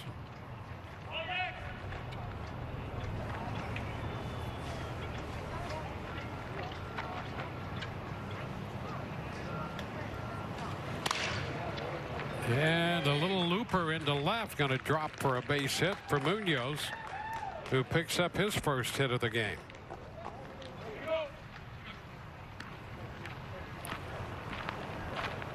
Left fielder number 92, Gilberto Jimenez will be the hitter.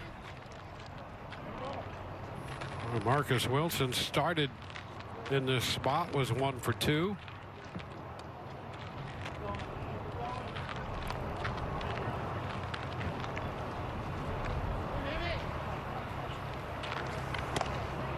Pitch is wide to him, 1-0.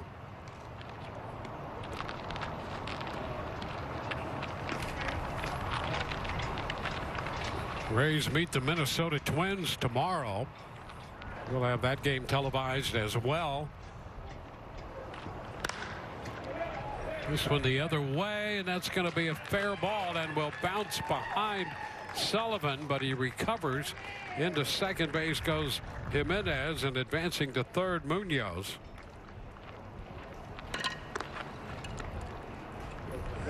So second and third with nobody out. Luis Patino scheduled to start that game for the Rays tomorrow. And Joe Ryan also scheduled to pitch.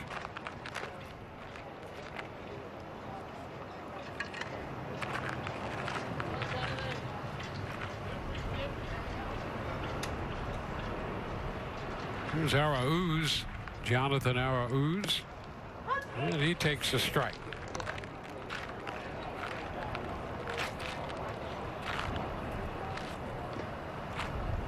Arauz entered the game in the 7th inning.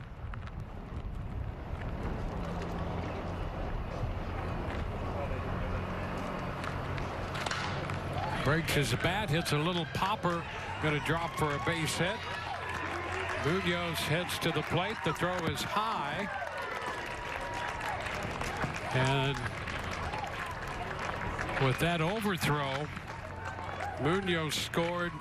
Jimenez crossed the plate. And Arauz will wind up at third.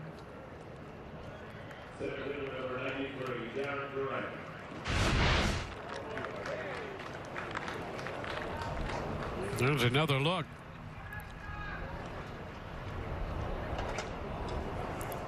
And the ball with nobody covering and nobody backing up there. The ball wound up out of play. Arauz at third. It's now 10-2 with nobody out. Jaron Duran at the plate. This is his first plate appearance of the game.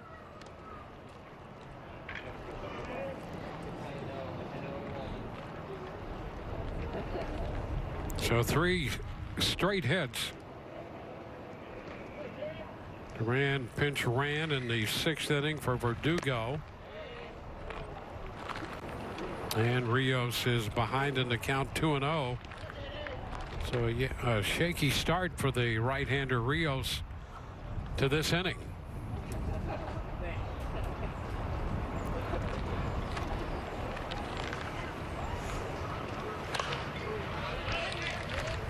Two and one on a foul ball out of play.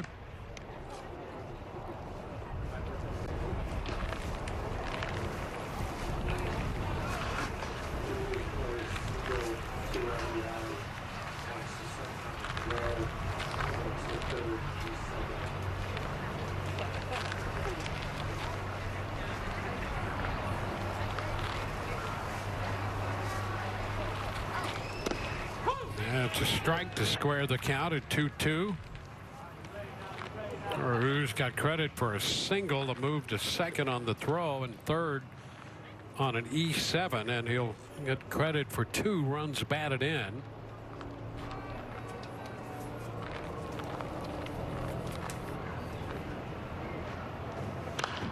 It's fouled back. Meanwhile, Rio still trying to record the first out of the inning.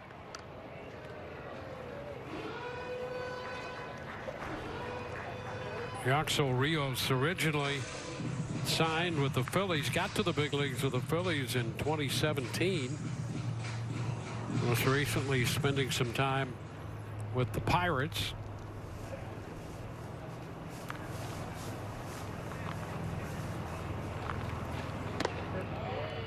And he's gone 3-2 on Duran.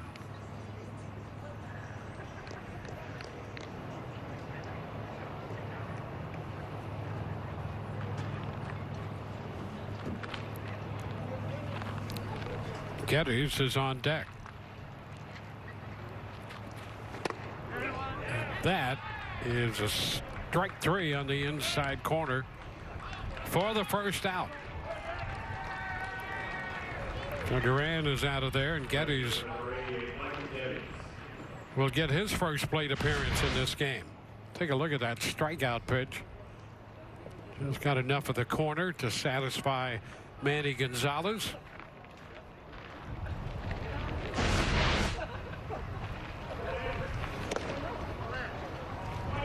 This one will not catch the zone in 1-0.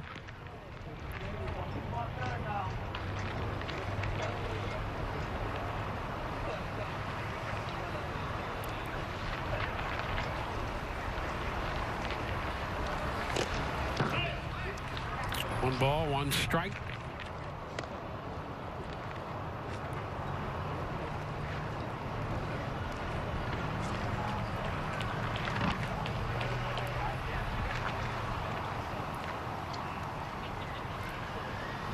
Rios originally drafted as a third baseman, converted to the mound.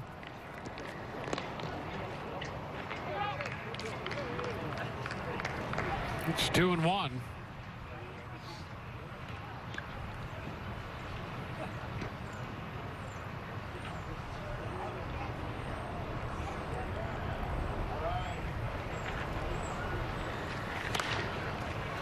Geddes lifts it foul. That will carry out a play, and the count evens at 2 balls, 2 strikes.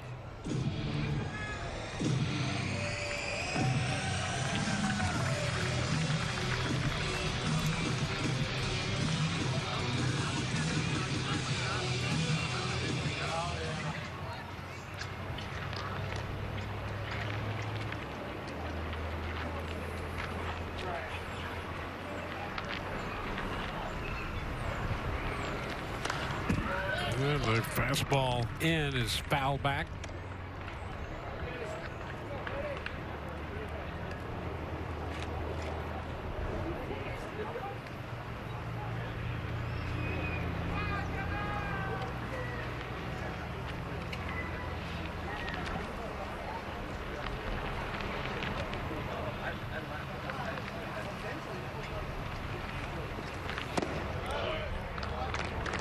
Now full count. So Rios running some deep counts here in the 8th inning, his first inning of work.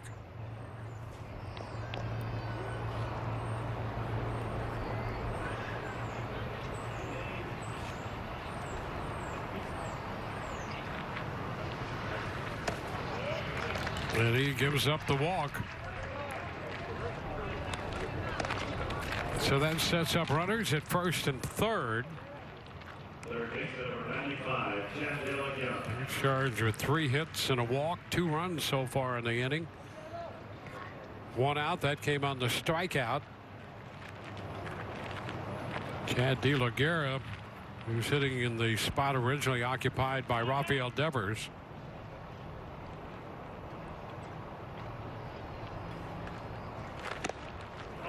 He goes after that first pitch and missed the fastball. That one in 96. His 24th pitch of the inning.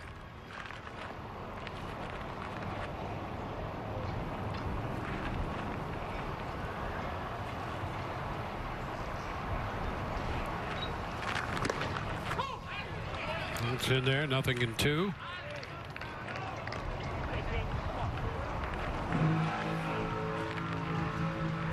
Well, up until the 13th of March, the games had been scheduled for 7 innings, could have been shortened to as few as 5 and lengthened to 9 on mutual agreement by both managers. And at the outset, they had agreed to have this one go 9. Pitch is wide, 1 and 2. And we're in the 8th. Kevin Cash and a manager has to make a lot of decisions, including whether this game should have gone 9 or not. 2 balls, 2 strikes.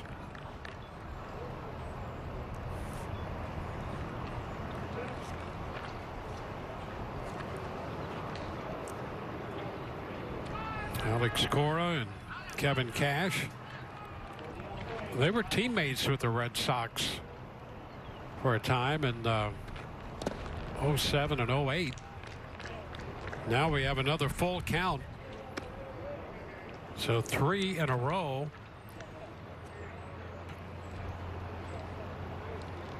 And as the pitch count here in this inning piles up on Rios, you know, there was an agreement earlier about pitcher pitch counts and the length of innings.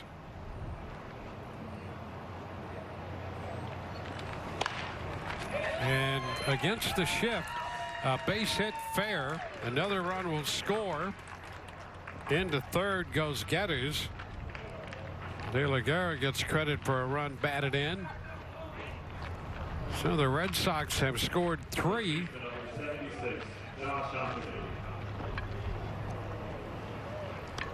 And Josh Akame now will bat and get his first plate appearance of the day.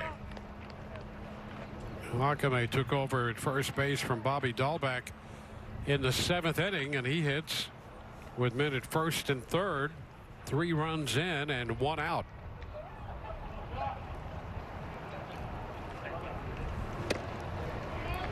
Cut the miss for a strike.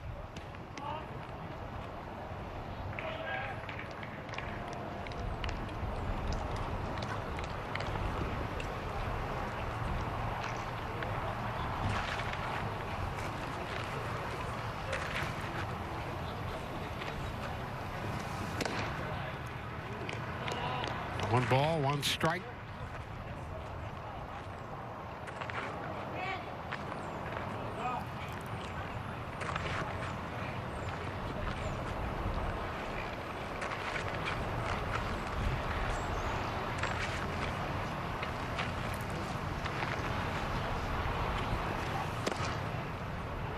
Ball 2.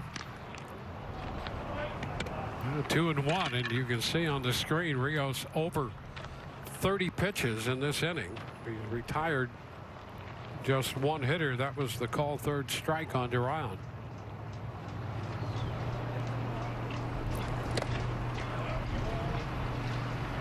And he is behind Okame, 3-1, on the verge of loading the bases.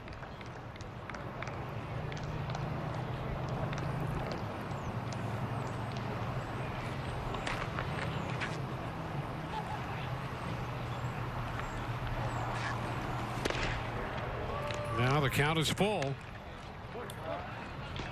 And we've had 4 consecutive hitters go 3-2 in their count.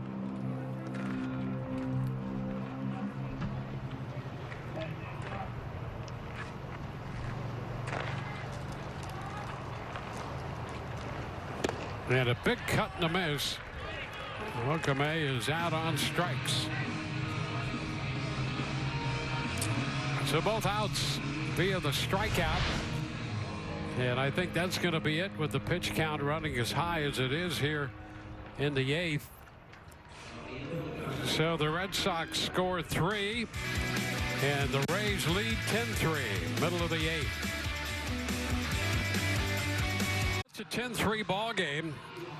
The inning in the top of the eighth incomplete, but 3 runs for Boston. And bottom of the seventh incomplete. And the Rays settled for a run there. They have a 10-3 lead. And this is about getting some work for the pitchers. Durbin Feltman will become the 6th pitcher of the game for Boston. And the Rays due to have Brett Sullivan lead it off.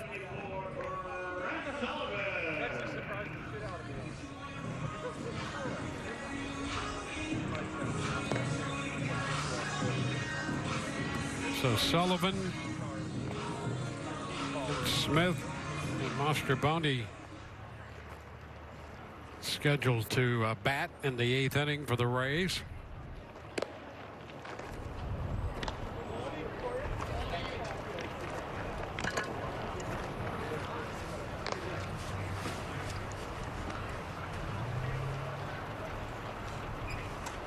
Well, Sullivan, part of the 5-run 6th inning when he walked and scored, will bat here in the 8th against Feltman.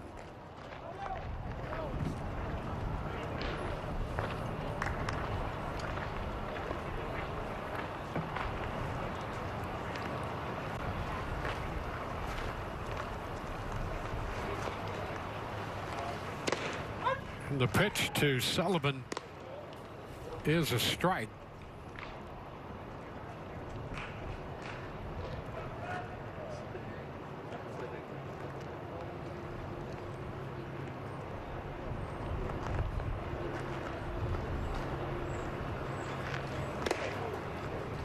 Pitch up out of the zone and a chase by Sullivan. 0-2.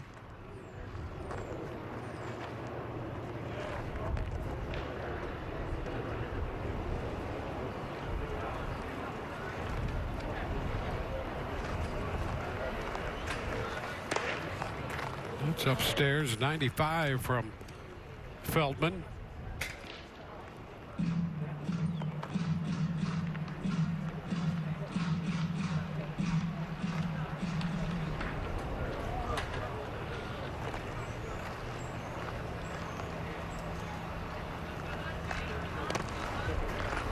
It's ball 2 skipping away from Bandy, the catcher.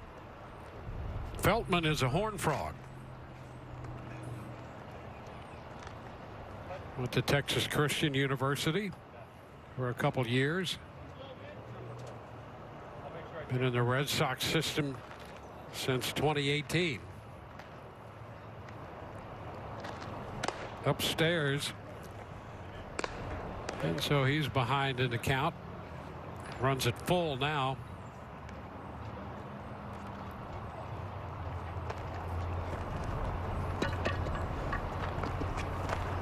Kevin Smith on deck. And ball 4. So another walk, and that has become a big part of this game. The deeper into the pitching staff we go.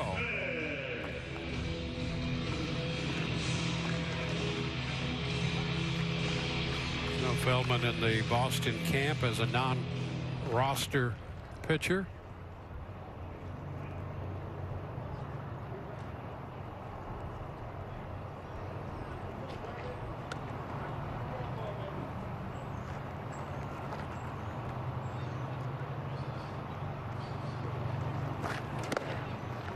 Smith takes the pitch inside. 1-0. Feldman has also been a Sea Dog.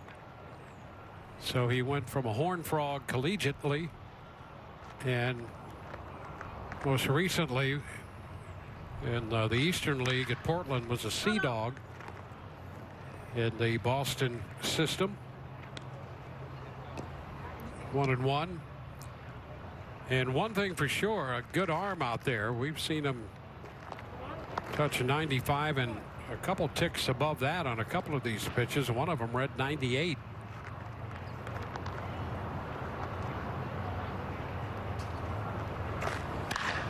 Hot shot fair up the left field line. That's going to kick back out to Jimenez.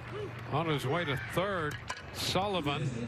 And into second goes Kevin Smith with a double.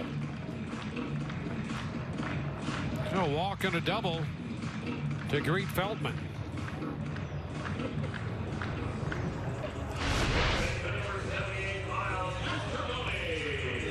Pitch hovered up and out over the plate. And now Miles Mastrobuoni.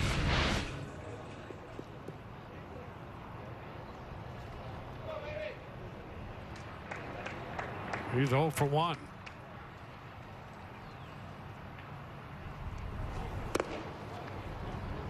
Pitch is down.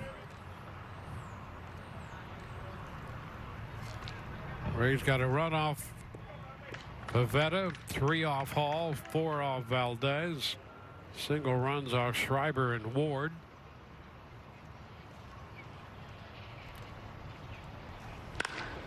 Up the middle. Run's going to score, and they throw from Downs, the shortstop, to first in time. Smith froze at second base. Mastrobuoni gets a run batted in. And the Rays pick up their 11th run.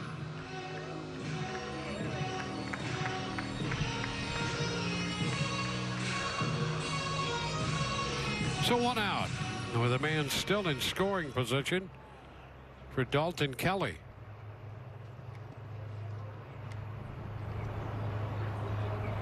So for Kelly, who entered the game in the 6th inning, this is his 3rd plate appearance. Pitch blocked by Bandy. So G-Man Choi, who started at first, got 2 plate appearances over the first 5. And now over the last yet to be 3 complete innings, Kelly has his 3rd plate appearance, backing up Choi in this game.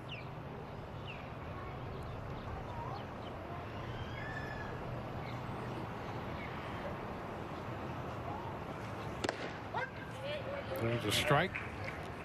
The Rays have made it an 11-3 game.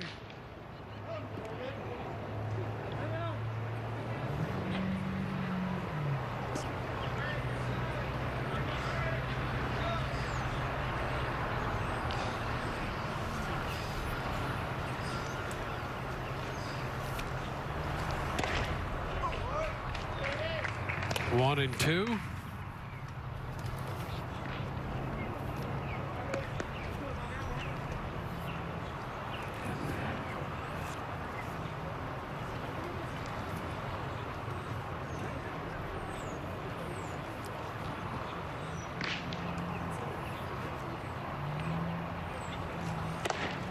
Feldman throws it by Kelly.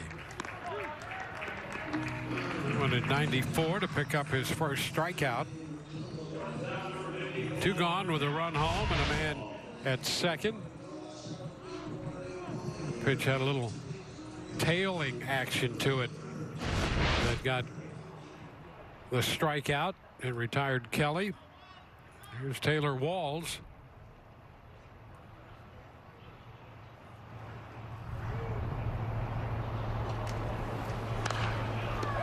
Pitch is fouled away for a strike.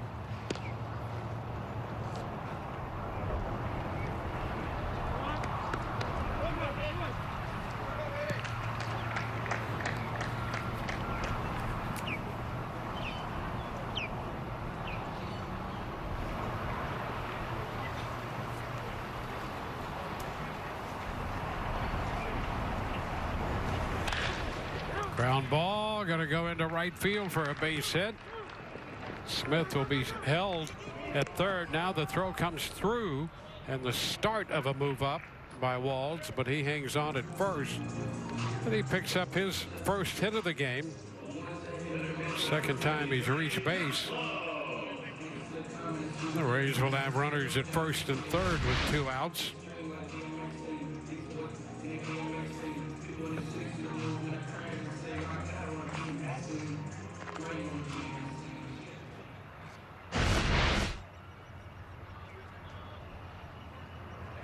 And Josh Lowe about to hit.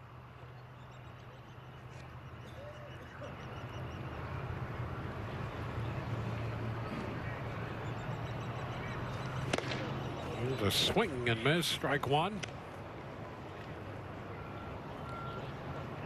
Big cut there by Lowe, who is 2 for 2 with a run batted in and a run scored.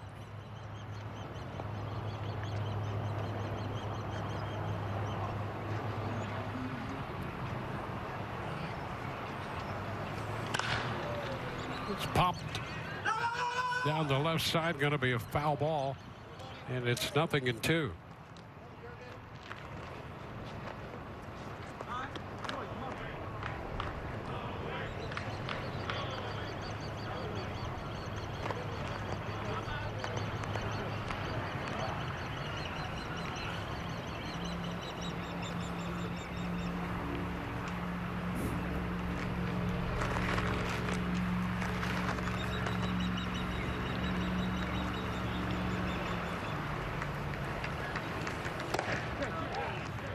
And a check swing there. 1 ball, 2 strikes.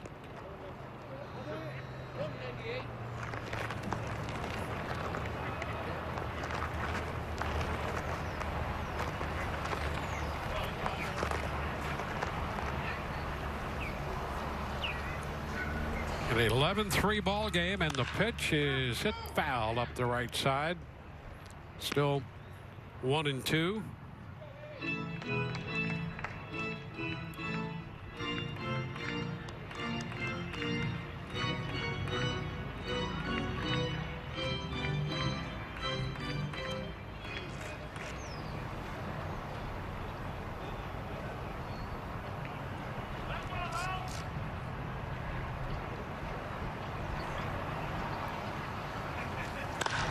Chop headed for second.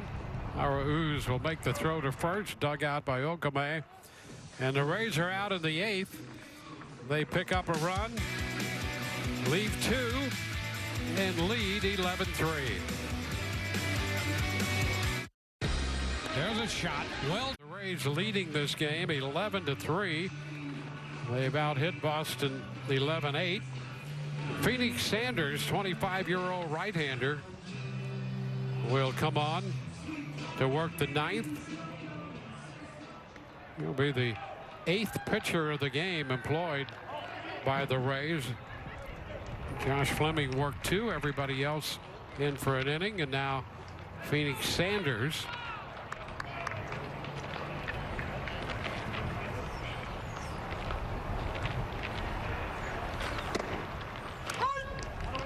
And the first pitch.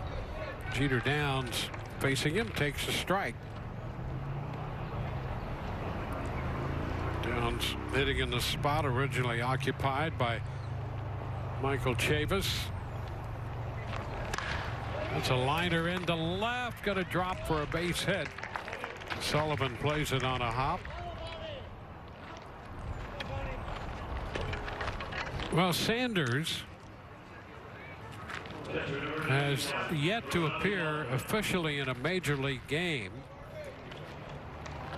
But if he were to do that, he would become the 3rd Rays pitcher born in Germany to pitch in a major league game. Steve Kent, remember him, the lefty, and Edwin Jackson was born in Germany as well. And Phoenix Sanders, who over the past couple of seasons has had some pretty good years out of the bullpen in the minor leagues in the Rays system, was also born in Germany, lives in Tallahassee, and went to school at South Florida.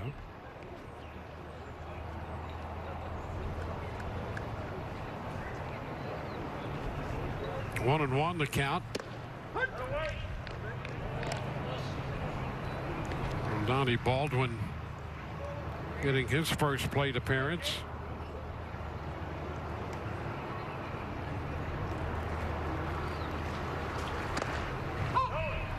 And that's a strike, 1-2.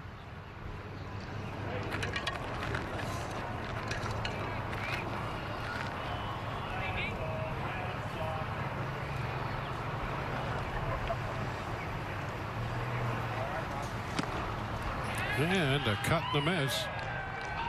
Sanders started to garner some attention in 2019. He spent most of the year at Montgomery and also made it to AAA Durham, and he strikes out Baldwin for the first out in the 9th. Munoz, and the pitch is a strike in there to him.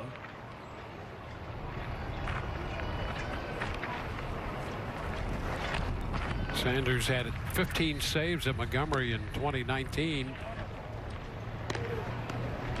and 8 saves or 8 appearances for Durham that same year, but most of his work came at AA Montgomery. Munoz skies it into short center. Out from shortstop. Walls makes the catch. 2 gone in the 9th inning.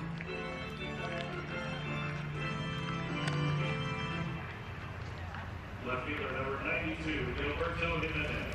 2 outs with a runner aboard.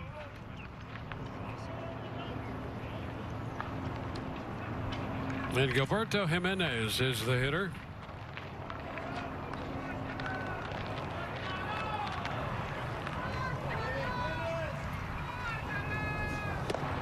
Breaking ball. It stayed a little wide. Didn't quite get there. Ball, no strikes. An 11-3 game right now. The Rays trying to even their spring record. Both teams came in at 3 and 4. There's a strike. It's 1-1. The Rays and the Twins play here tomorrow. We'll have that game televised for you with Luis Patino scheduled to start that game for the Rays. Young, hard-throwing right-hander coming to the Rays from the San Diego Padres and the Blake Snell deal.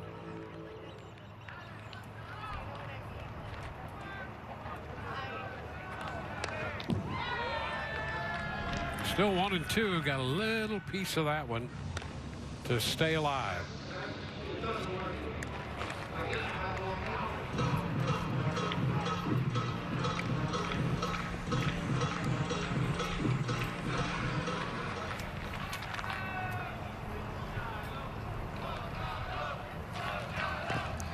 And a swing and miss, ball popping away. Smith's throw down to first, and that will take care of this one. The Rays are winners. It's an 11-3 final. They had a couple of big innings, including a 5-run 6th, and they evened their spring record at 4-4, 11 runs, 11 hits. And for Boston, 3 runs on 9 hits. Boston goes to 3-5. 2 hours and 57 minutes. The time of this game, and we'll be back with a final thought in a moment.